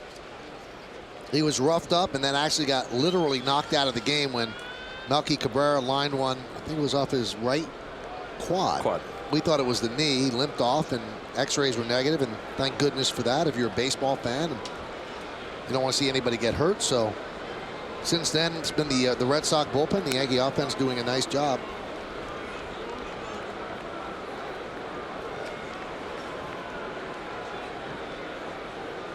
They really have. Just the typical good game approach from all the Yankee hitters of waiting out the pitcher, making them throw the perfect pitch. Ooh, trying to go downtown right there. 1-0 hack at fastball. He got it just late.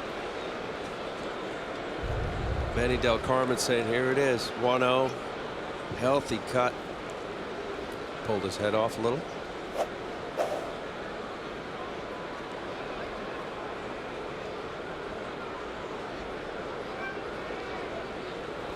Now, Al, I know you're always going to have a solution for me. We talked about this earlier as Hughes and Melanson get ready. Terry Francona said, of course we want to catch the Yankees. But the most important thing is for us to have our team healthy to go into the postseason. And I think that that is the one drawback to the wild card. Because first of all, if there wasn't a wild card, then this series would be cutthroat. Strike 3 as Nick Swisher goes down looking. He struck out 3 times tonight. This team, the Red Sox, would be desperate to sweep all 3 games because they're 5 games back in the loss column. They're not desperate. They have a magic number of 3, so any combination of Red Sox wins and Ranger losses totaling 3, and that's probably going to happen, boom, they're in the playoffs. Al, I don't think there's enough disincentive for a wild card to fight to get to the first place spot, because how many wild cards have won the World Series? There's no disincentive. There's not enough of a negative attached to being a wild card as opposed to being the division winner. How do you solve that? Well, you solve it by going back to the 154 game schedule. I know the owners probably most definitely won't agree to it. I think not only one wild card team, I think you add 2 more, and then you have your 3rd best record the way it's set up in 3 divisions. So it would be a division leader have to play in that first round. And you don't have off days. You play into what is now the division series. So there would be a disadvantage by playing those 2 games. For instance, you would have 2 more wild cards. Those 2 wild cards right now would be Boston and, well, let's assume Minnesota doesn't beat out. So they would play.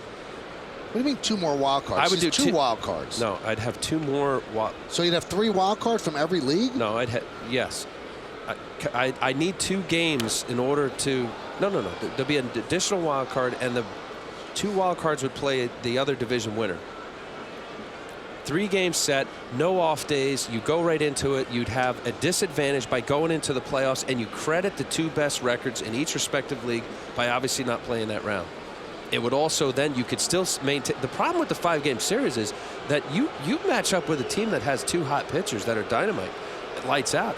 You could ruin a great year. 97 wins. The Yankees that may probably end up with 103, 104 wins.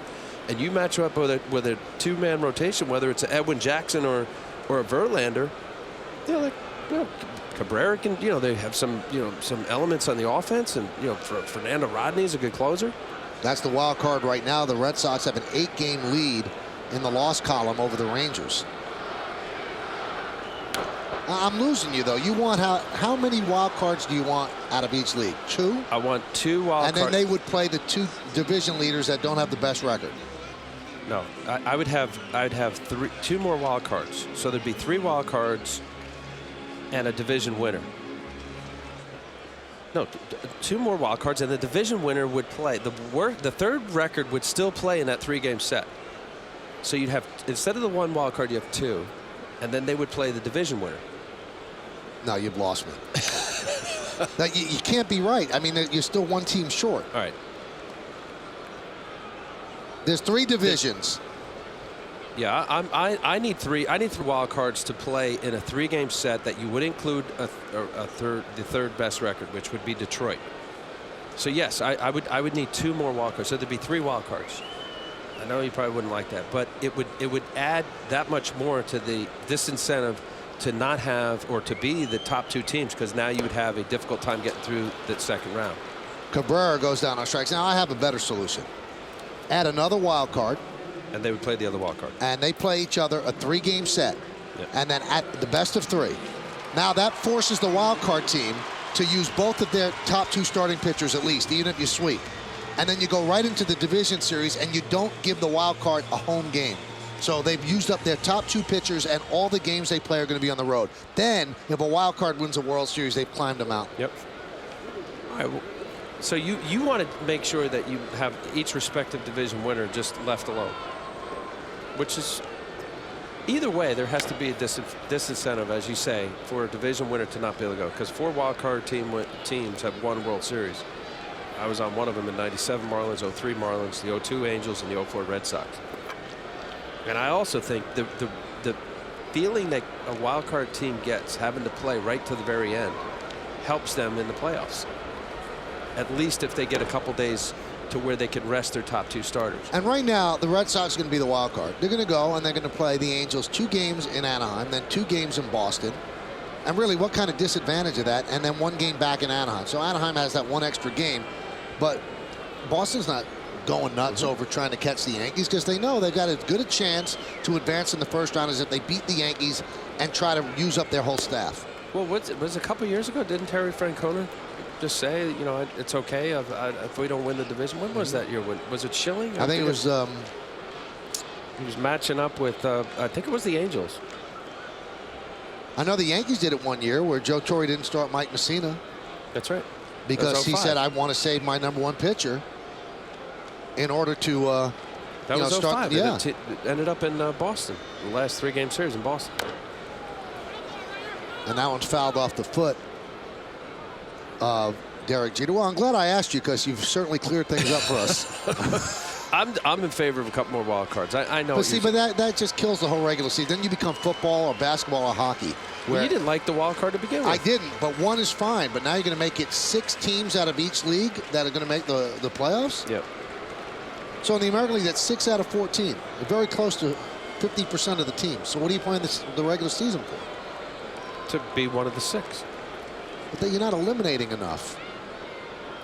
Then you got to go to 2 divisions.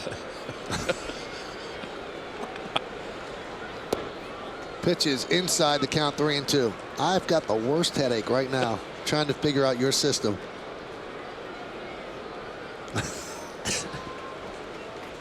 It feels like Yankees on deck right now where you're Professor Leiter. Where I'll tell you what, I need a chalkboard. you need a board right now.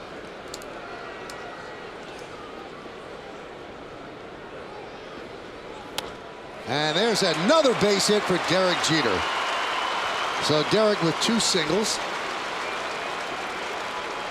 That explanation now doesn't remind me of Professor Leiter. It reminds me of Professor Irwin Corey. I'll write it down. I'll have a nice chart for you. Derek Jeter pulled. This is what makes. See the elbow fire inside? That's the only way he can get the barrel of the bat on the baseball. And he's done it his whole career. And he allows the ball to track so late. And it looks like, oh, he's jammed a little, but that's his approach. Pulling his hands in and then that driving to right center field. And an approach like that, he's fooled less.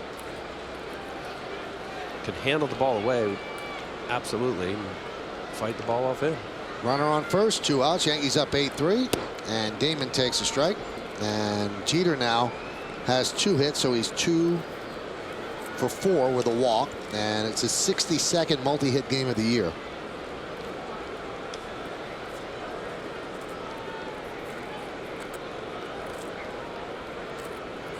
Yankees have 13 hits tonight. Jeter goes. The throw to second is not in time. Another stolen base against Varitek. And now the amazing thing is they're not even close to getting thrown out. Varitek is really struggling back there this year. 13% he's throwing out. Yeah, and there was a fairly short leg kick by Del Carmen, but look, it was 13% coming into today. It's probably closer to 10 now. Did you say 6 stolen bases? with They're saying 7 now 7. if you give the balk call a stolen base, which is what the official scorer is doing.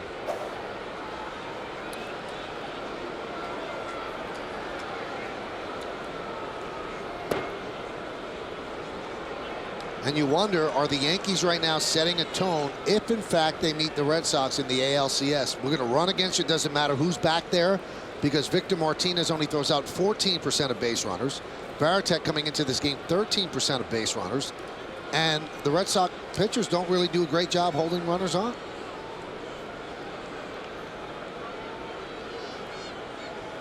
But the key is you have to get runners on base in order to run. And the Yankees have done that with 13 hits. And the way it's lined up right now, the Angels are an absolute running team. Let's see where they are.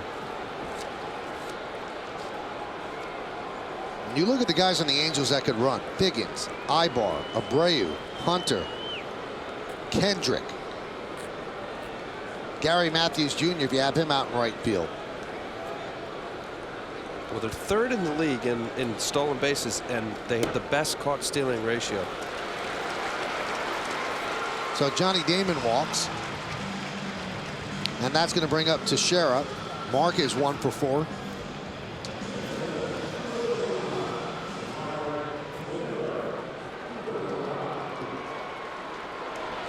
(118) runs batted in for Teixeira. That leads the American League. 37 home runs behind Carlos Pena's 39. A very good first season with the Yankees for Teixeira. That one is driven to right field. Going back, Drew. It's going to be up against the base of the wall. Derek Jeter scores. Damon moves to 3rd. It's an RBI single for Teixeira, and the Yankees lead 9-3.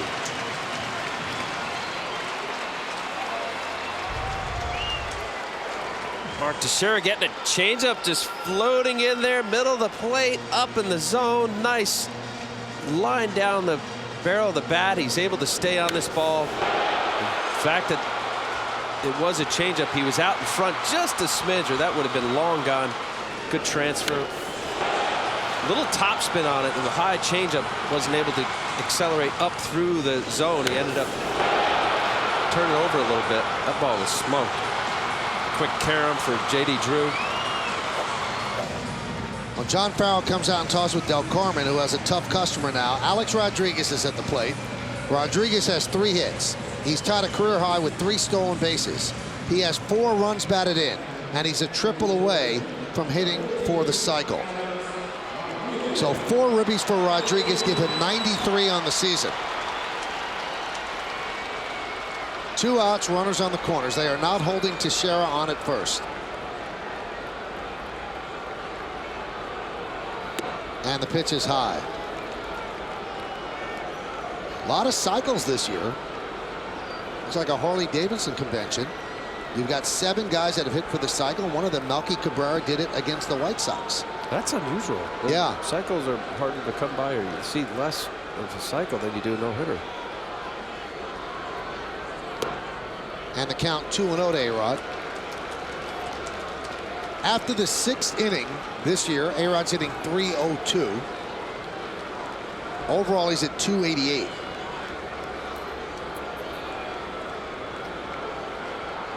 .33 of his 93 runs batted in 6th inning or later. And the count 3-0. Is he going to give Alex Rodriguez an opportunity to swing the bat? Yes. If he likes it, 9-3. No, they're not going to green light him on 9-3. Yeah. That would be rubbing it in. Good pitch. It's American League. 3-0. 3-1.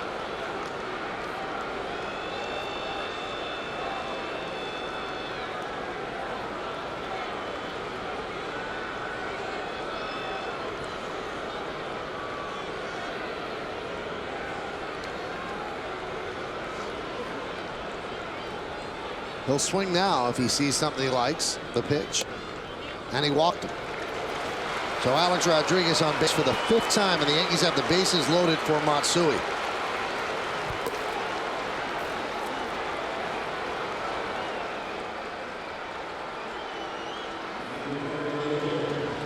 That reminded me of when I was with the Mets. We were up by 6 runs. I think it was about 6. And Ricky Henderson stole. And Davey Lopes, who was managing the Brewers, came out and just started jawing at Ricky. You know better, you know better. Well, it turned out somebody, stat person, was able to pull up. I think Davey Lopes in his career did it 4 times with being ahead by 6 runs. Or 3 or 4 times he had done it in his career. And now the way people hit, the ballparks are smaller. It's even more okay, I would think, than when Davey Lopes played. Yeah, you know, couple singles, a double, home run, and right back in it. Especially American League. Yankees up 9-3, looking to break this open. Bases loaded, 2 outs. Matsui 2 for 2 with 2 walks.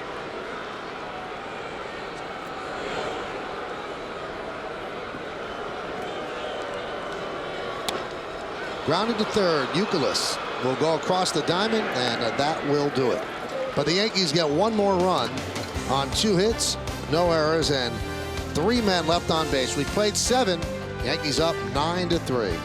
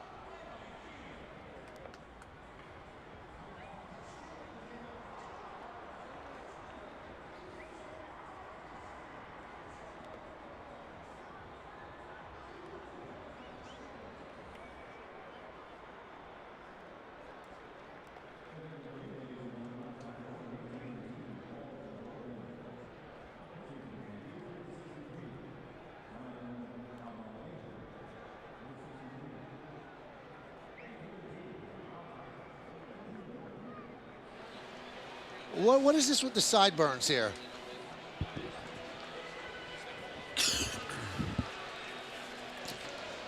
Well, let's take a look at the in-game box score brought to you by Hyundai. Ready for good news? Get Hyundai Assurance and up to $5,000 cash back on select models now.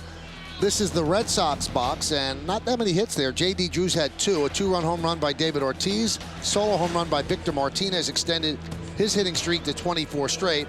A couple other hits sprinkled in there. Jacoby Ellsbury will lead off against Jonathan Albaladeo, and there's a strike. So Aceves pitches the 7th. 9-14-0 for the Yankees and 3-6-0 for the Boston Red Sox.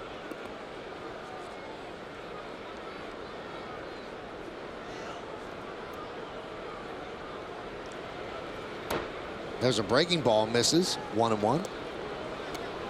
Those are the numbers on Albaladeo. This is his 30th game.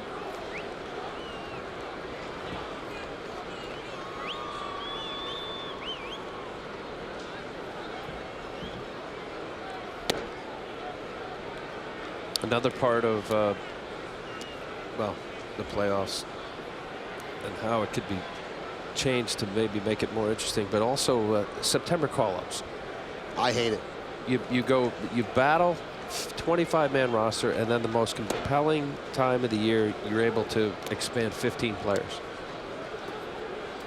It just doesn't make sense. And For strategic reasons. Right. The great managers play a game and make moves to get the other manager not to have enough people to counter those moves and enough pitchers. And that all becomes moot in September when some teams could carry up to 40 players, and some teams do. And you don't even know who those players are. You have some minor league scouting reports on them. And these games are big for some teams.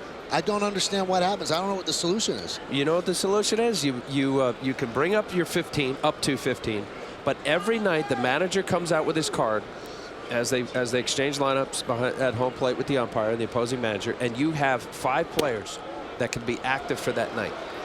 So you can have 15 players. So you're willing to go to 30? I'll go to 30.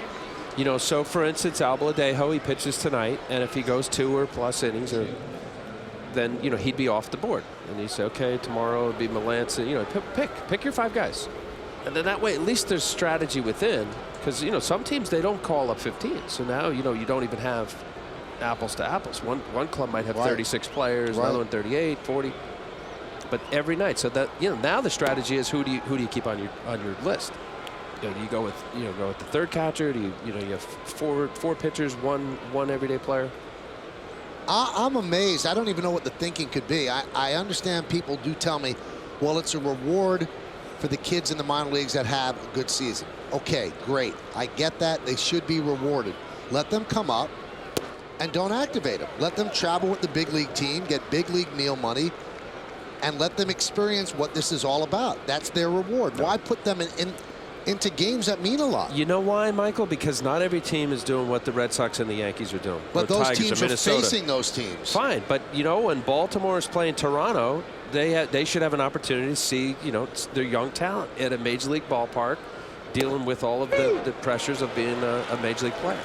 So then you're going to say that you can have up to 40 playing if you have 2 teams that are not affecting the pennant race? No, I would still say that you have this list that you bring out to even the teams that are out of it. So when Washington's playing the Mets, if they're down the stretch, they do the same as if a game like tonight. Or what's even worse, you have playoff teams that go in a city that they're playing a team that's out of it, and they don't feel they're a team. Right. That's not right. It's not right to the team that's trying to catch that team. Yep. I have another solution. I understand what you're saying. Let them bring up whomever they want, however many players they want. But at the end of the day, when you go into the game, you get 25 guys. You could choose 25 guys off that 35 guys that you have, but it's still a 25-man team. Imagine if you're playing football, all of a sudden, the final 4 weeks of the football season, all right, from 53 players, you can now have 100 guys. It wouldn't make sense. Or in the NBA, you're coming down to the end, playoff spots are in jeopardy, and you're going to let people have 18 guys on the team. Why, in the most important part of the season, are you changing the rules? I don't know. Who can answer that one for us? You have Bud Selig on speed dial. You're going to ask Bud why it happens. It doesn't make sense that it would happen.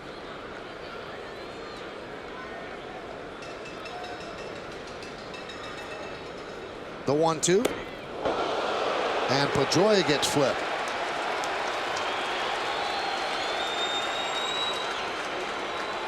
Well, Pedroia is a guy that dives toward home plate, so his effort is, I mean, that's up and in, but I think it wasn't quite as far in as Pedroia made it seem.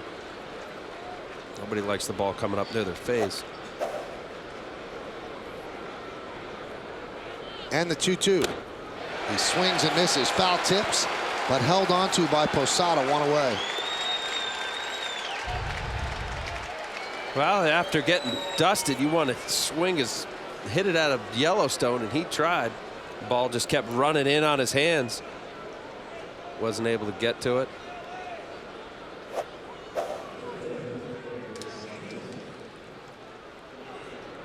Along with Al Leiter, I'm Michael Kay. You're watching Yankees baseball right here on My 9. We thank you for joining us on this Friday evening. Yankees are leading the Red Sox 9-3. First game of a 3-game set. If the Yankees hold on, it whittles their magic number down to 3. It's at 5 right now. And that's off the glove of Posada, but Ellsbury stays put. Al, this is your final game of the year with us. Yeah, you're upset. Well, I am upset, but that's why it's good that it's a very long game, because we get to spend more time with you. That's good, yeah, because I'm going to miss you. You still have my number. Yeah, I'll see you.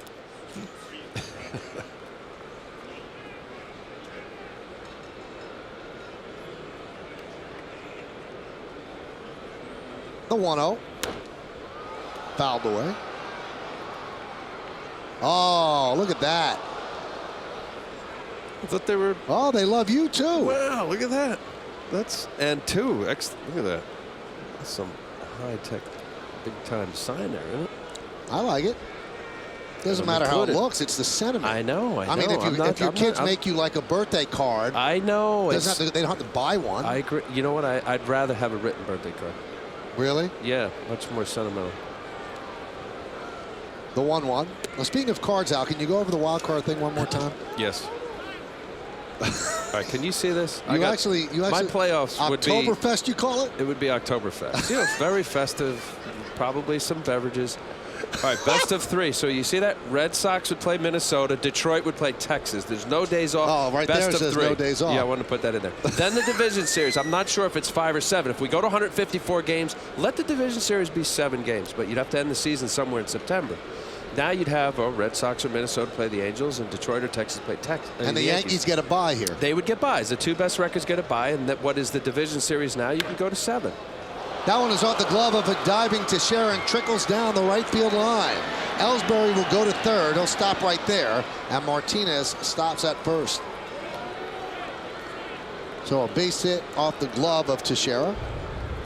See how far Teixeira comes off the bag, in position, just too far for him, not able to get to it. Watch him. He's as good as anybody at first base. That ball was just hit too hard.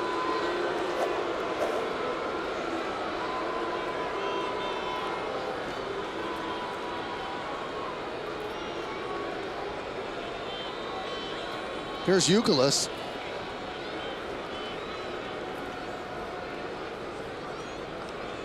Get that one out. You were always 1 pitch away from getting out of the inning. Ground ball pitch.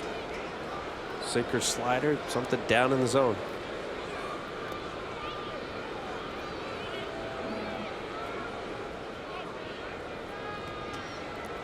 So you're going to have the first round with the wild cards be best of 3. Yes. Then no days off. Well, no days off. Yeah, game 1, 2, and 3 would be no days off. You'd have your best record. Well, what if you have like a Boston playing in the Angels in the first round? Now, I'm not saying this year. You're going to have no days off with a West Coast swing? Then I would have the 2 best records, no travel. Everything would be at home. That's right. Yeah, I forgot that part. So that's right. It'd be best of 3, 3-game series, and the best record. Okay, so you're right. We're adding 3 wild cards, or 2 more. No, we're adding 3. So you have the best record. So Detroit and Boston, they would stay at their city. That's popped up behind the plate, not a play. If you want to, if you deserve a home field advantage, then you go to the next round. You beat whoever you have to there. If Texas or Minnesota beat Boston, then you get into the best of 7 against the Angels and the Yankees. Now in that next round, do the wild card teams still get penalized, or is it? No. Then that's 3-4, 4-3. Yeah. No, okay. then you would get, because the best of 3, that'd be awfully hard to get out of there. You're gonna at least burn. Well, you'd probably burn 3 of your top pitchers. So you conceivably you'd have your 4th starter pitching in game 1. And that's enough of a disincentive. Totally. So you'd have 4 and then back to your number 1 starter. Ties Youkilis up 2-2.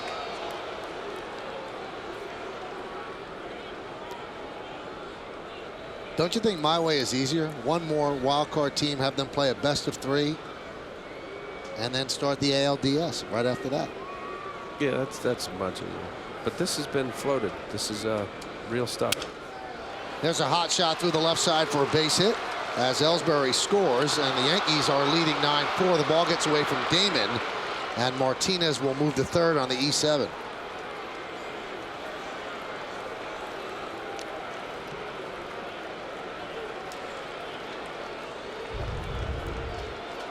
Youkilis getting a fastball inside corner. Not a bad pitch. It was a little elevated too high for Abaladejo's liking. Getting that ball through the hole. Johnny Damon coming up. Just making sure. Easy play. Just didn't get in the center of the glove there, obviously. Well, with David Ortiz coming up, they're going to bring in the left-hander Damaso Marte. Marte against Ortiz. Runners at first and third. Yankees holding a 5-run lead. Stay where you are.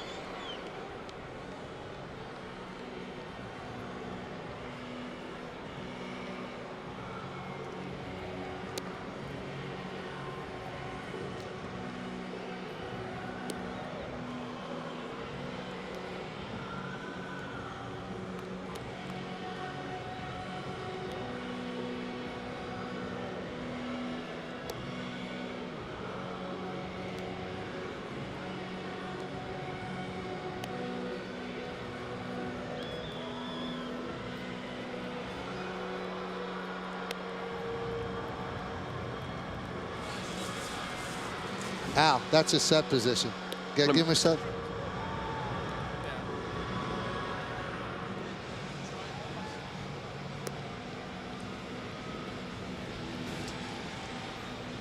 It's time for the out-of-town scoreboard, brought to you by your local Chrysler dealers. Texas leads Tampa Bay 8-3, so they are not going to help out the Red Sox magic number. Minnesota 8-4 over KC. The White Sox lead Detroit 2-0, so that lead could get a little bit tighter in the Central. And Oakland and LA scoreless bottom of the second inning. That's the AL. In the National League, 4-1 Atlanta beat Washington. Pittsburgh beat the Dodgers 1-1. Colorado and St. Louis top of the ninth. And the Giants and the Cubs scoreless top of the second. Here's Marte against Ortiz. That's one of the reasons the Yankees got Marte. And there's a strike. To come in and get hitters like David Ortiz. And is Marte pitching himself on the playoff roster? Having 2 lefties is always a luxury for any manager. I think if he's healthy, he's definitely on the roster. The 0-1. This could be 2. There's 1. Not in time. Martinez scores, and now the Yankee lead is 9-5. Was it hit hard enough to get 2? Well, after shattering his bat, this ball slider running away off the end of the bat. Big Papi realizing in order to get an RBI and keep this inning alive, he's got to bust down there best he can. And because of that broken bat, the ball just wasn't hit hard enough. A little nubber. Nice play for Robbie. Little underhand flip to Derek. Big Papi running down the line, realizing he's got an RBI. Not the fastest guy, best hustle. Well, Joe Girardi's going to mix and match, so he will go to Phil Hughes in the bullpen. Marte comes on and gets Ortiz. Yankees holding on to a 5-run lead.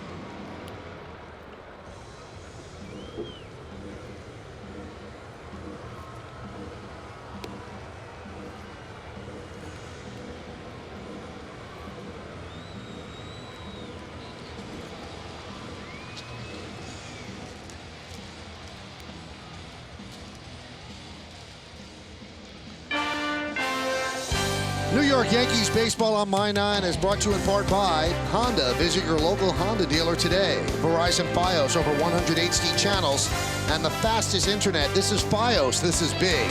And by your local Lexus dealer.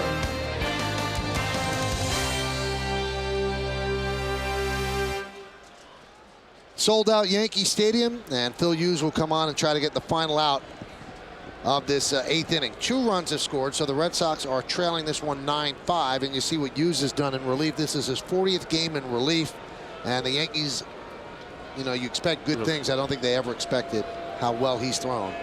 Pitch to Bay. There's that fastball, 0-1. Well, the question would be asked, where would the Yankees be if it wasn't for Phil Hughes being able to fill in the way he did? And the reason for it was when he was starting, Chien-Ming Wang came back, filled his spot in the rotation. He just has absolutely emerged as a great setup to Mariano.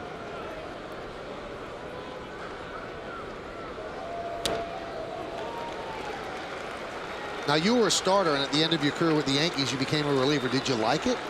You know, I did at the very end there. Do you think you would have liked it when you were younger? Probably. Yeah? Yeah. I mean, or at least like this role here, of course, closer would be great. But you kind of know if you're the go-to guy in winning situations or close situations, you're up. 7th, 8th inning, you're getting ready.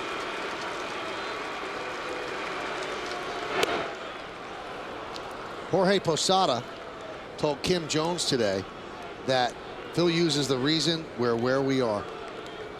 High praise by a Yankee who's been there from the start. I mean, it's such an important role now for all teams. How do you get to your closer? You have a premier closer that's paid well. Many times teams just don't have that bridge. Foul back to the screen. And it has come to that specific aspect of the game where they draft guys to be not only closers, but they think, he'll end up being a good relief arm that may or may not be a closer, but would be a heck of a 7th, 8th inning guy. It was unheard of years ago. You drafted starters and they eventually would relieve if they couldn't start.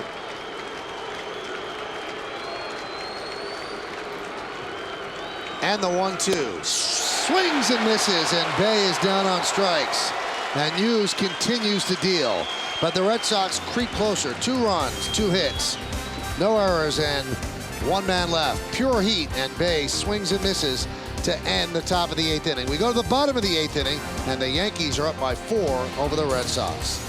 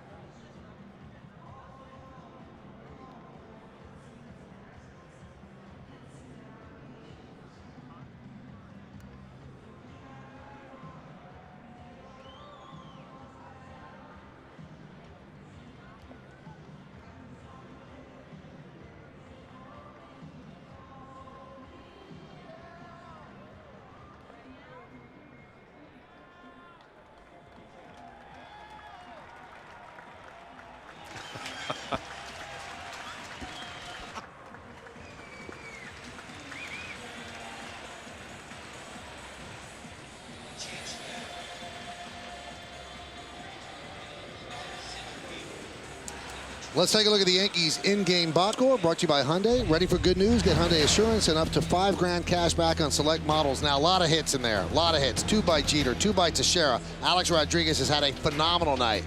2 by Matsui, Posada, and Cano. And the only 2 not in the party, Johnny Damon and Nick Swisher. Melky Cabrera has a hit and an RBI. Well, we talked about the expanded rosters, and the Red Sox have in a load of new people. We're trying to put it together right now, but everybody is different out on the field, including the pitcher, and that is Ramon Ramirez. So the Yankees lead 9-5. And those are the numbers on Ramirez. What a job he's done for the Red Sox. Good arm. Manny Del Carmen and Ramirez, a righty tandem. Okajima, left-hander. Now they got Billy Wagner.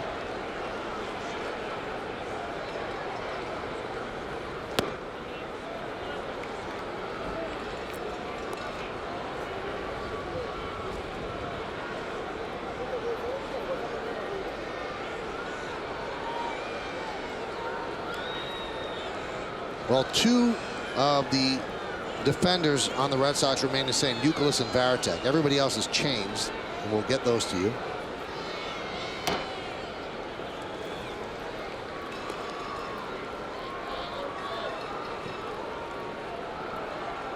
Completely revamped defense for the Red Sox, and we'll get that to you in a moment in case you were keeping score at home. Posada fouls it back. Here it is. You got Gathright, Anderson, and Reddick left to right. Youkilis remains at third. Then Jed Lowry. You got Brown. You've got Kochman, and Ramirez is on the mound.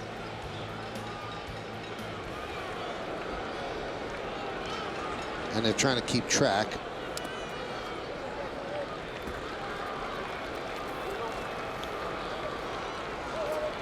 Anderson's in there. Yep. And Dusty Brown is in there. He's got a. No, they don't have Woodward in there. I don't know why they crossed out Woodward. Brown should be, right? Yeah, Dusty Brown should be. Now, they said Dusty Brown was playing second. Well, Posada walks, and they'll take him out of the game. And Woodward's at second. It's not Dusty Brown. And Guzman goes, and he will take second. Now, this young man might be on the playoff roster because Joe Girardi likes the idea of having two speedsters coming off the bench, Gardner and Freddie Guzman.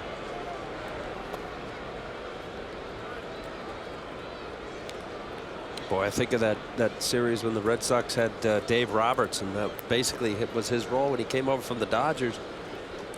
Key stolen base off. I think it was Mariano. Yes, it was. That changed the whole series.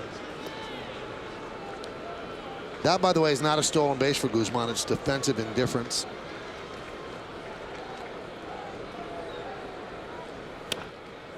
Soft ground ball toward Lowry. Over to Kochman. And moving to third is Guzman.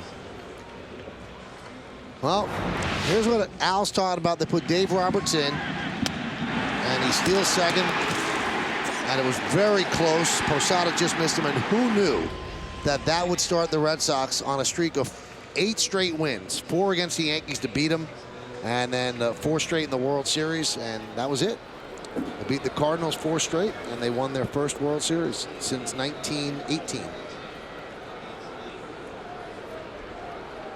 Here's Nick Swisher. Infield is back. And he tries to hold up, but he cannot. Nick needs a base hit. He's 0 for 3 tonight. 1 for his last 19, 2 for his last 24. And he's had such a great season for the Yankees, but his average now down to 249. Still has 79 runs batted in. And there's an RBI out there if he just hits a ground ball.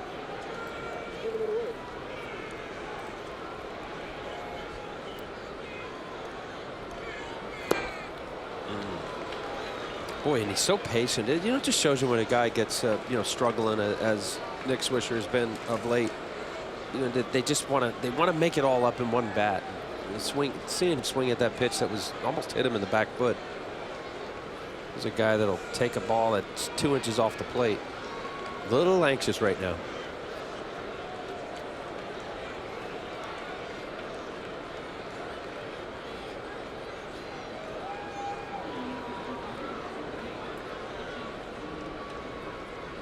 I asked Kevin Long when he was in that hot streak. I said, "Well, what's he doing?" He said, "Well, he believes and wants to hit the ball the other way." And they're, hitters know that it's important. You stay back and allow the ball to track, and if you hit the ball the other way, you're seeing it. But to believe it as part of your swing and your routine. Popped up. That will not get a run in. Kochman and Woodward makes the catch for the second out. Hey, tonight after the game, he's the man with the pies. Which Yankee would A.J. Burnett like to pie in the face the most? His #1 target is revealed on the Verizon Fios game wrap-up after the game on My 9 News. Phil Koch getting ready for the Yanks, and he'll pitch the 9th inning. 9-5 Yankees lead. It's amazing, Al. You watch this game, and it seems like the Yankees are winning by 14 runs, but it's just a 4-run lead, which is certainly not insurmountable. You'd like to get that run in from third. Here's Melky Cabrera. Yeah, it does have that feel, and mostly just the way Java started the game, and Big Poppy kind of ruined it for him in the 6th inning with the 2-run homer. And at the time, they were up by 6-0, made it, or 6-1. Made it a little bit closer, and then obviously the last 2 runs that are now, as you say, 4-run lead is not that much. High fly ball center field. Brian Anderson is there, and he'll put it away for the final out. So the leadoff walk to Posada does not hurt them. No runs, no hits, no errors, and 1 man left. Red Sox have a chance in the 9th inning, and if they're going to do anything, they have to do it against Phil Koch.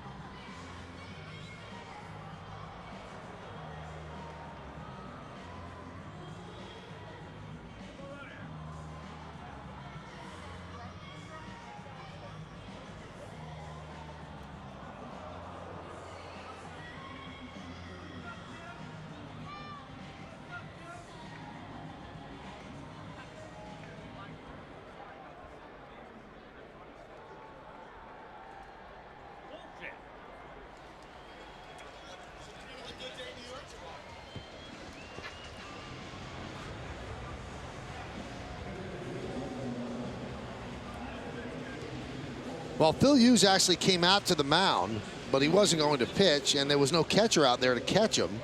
And then he ended up going back to the dugout, and Phil Koch came running in from the bullpen, and he's going to pitch the 9th inning. So Phil Hughes came on to just strike out Jason Bay, and now it's up to Phil Koch. See Phil Koch's numbers. Done a nice job overall, 67 games. Now, Al, a gentleman by the name of Tom McMahon wrote me this letter and sent me a rookie card of yours. Really? Yeah. I did not know that you were, in fact, a Toys R Us rookie. How about that, huh? Did you get like a little Jeffrey the Giraffe? I think it was. It had a little trinket with it. Yeah, I remember that one. Look it's at a the collector's stirrups, edition. Huh? Those are real stirrups too. They wouldn't have painted on the sock stirrup. How much is this card worth to you? See, right there, the hands, how they pull back, that's why my arm ended up hurting. Well, they're not supposed to be pulled back? No, it's too far. I got around it. Oh, look, now it's on the big scoreboard. You want this card out? No, I'll sign it for you, but you put it next to Sandy's. No, I was going to sell it to you. That's great. Nice friend. I want you to sign it to me. Oh. Toys R Us rookie. Well, Brett Gardner takes over in center field. And Rocco Baldelli is going to pinch hit for Josh Reddick. So they had Reddick just come in to play defense in the 8th, and now Baldelli will pinch hit here in the 9th. Well, you know, the last inning change that Terry Francona did is basically, you know, makes the point of what we're talking about. Here they're down by 4 runs. And, you know, obviously not pushing for the division or making an effort. It's like a game in Tampa or Fort Myers. Yeah. spring training mentality. I mean, this move right here clearly states where where his mind is, and he'll say, yeah, of course he'd like to win the division, but it's just insurmountable. You wouldn't do that. Which as we're joking, I guess, partially joking about, there really isn't a big disadvantage as a wild card. And 4 world champions. Molina, the new catcher, taking over for Posada, the 1-1. And the new left fielder is Melky Cabrera, so he moves from center to left with Gardner taking over in center. Phil Koch is the 5th Yankee pitcher. Really, the story of this game coming in was how was Jabba Chamberlain going to do? And he gave them 6 innings, and he threw under 90 pitches. I believe he was at 86. And all in all, that was not a bad performance. He gave up 2 home runs. Victor Martinez a solo shot, and David Ortiz in the 6th inning an opposite field 2-run shot. But I thought that was as good as Jabba's looked since right before the All-Star break, or right after the All-Star break when he had those 3 great starts. I agree. And even if you go with the Victor Martinez home run, he had 2 quick outs, and his pitch count was excellent. And he got behind 2-0, and he threw a fastball. Obviously, he didn't want to give up a home run, but at the time, the Yankees were up 5-zip. And overall, I thought his approach, his look, his tempo, his demeanor, not walking around and pacing, getting on the mound. And the definition of a quality start. 6 innings, 3 runs, and so he gave them a quality start. Was it great? No, but he was good. As Baldelli walks. Well, especially, coming off a start where you just pitched 3 innings, give up 7 runs in Seattle.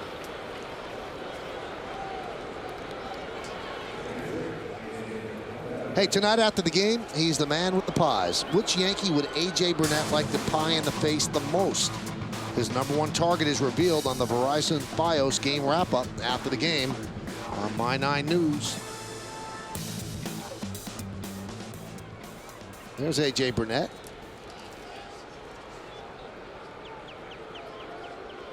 And he is not going to be pitching in this series. He'll pitch against Kansas City. As Varitek swings and misses. Phil Koch missed 2 games in Anaheim with an intestinal virus.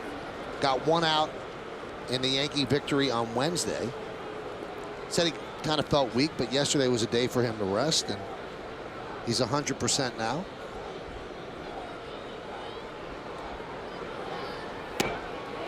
Count 0-2. Well, he's got a team high. This will be his 68th appearance.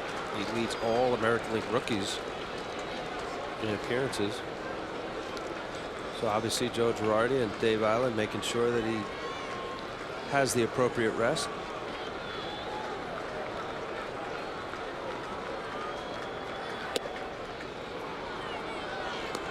And the count is 1-2 to Varitek.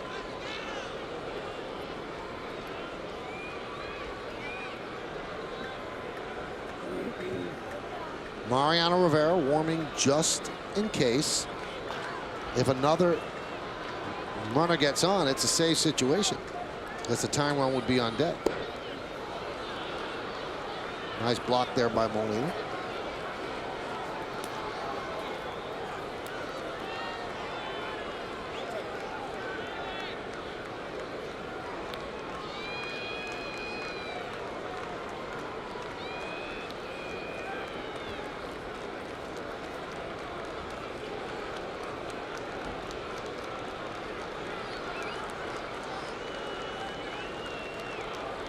And the 2-2. Still 2-2.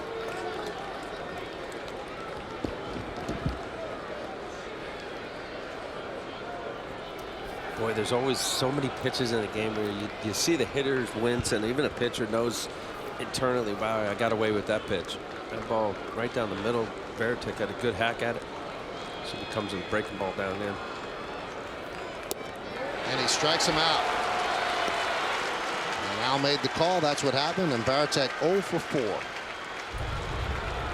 Well, after that last fastball, it was middle of the plate, but then nice pull the string on a slider down and in. Boy, Varitek looks really in between.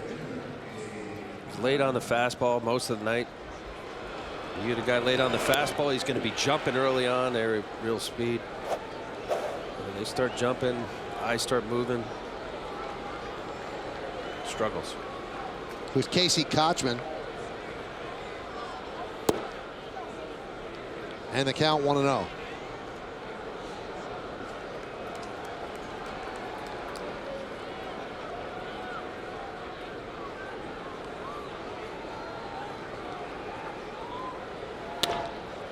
Grounded up the middle. Flip to Jeter. There's one on the first double play. Beautiful double play, 4-6-3, and the Yankees win the game 9-5. That was slick fielding there, Al, by Robinson Cano. Beautiful, Michael, and they work on this stuff, this little trickery, what looks like trickery, out of his glove, backhand flip. Derek aware of where the ball is going to be thrown and ready for it. Nice play. Look at the all in one motion. Derek reached a little bit. Beautiful play. And the Yankees are 42 games over 500 for the first time since the final day of the 2002 season. They were 45 games up at that point. And a 4-6-3 double play ends it.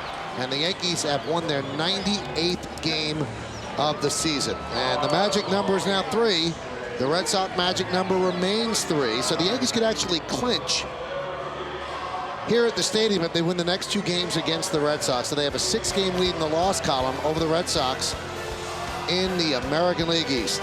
So much more to come here at Yankee Stadium in the Bronx. Yankees win this one 9-5. We'll give out some awards and lead you to the postgame. Keep it right here.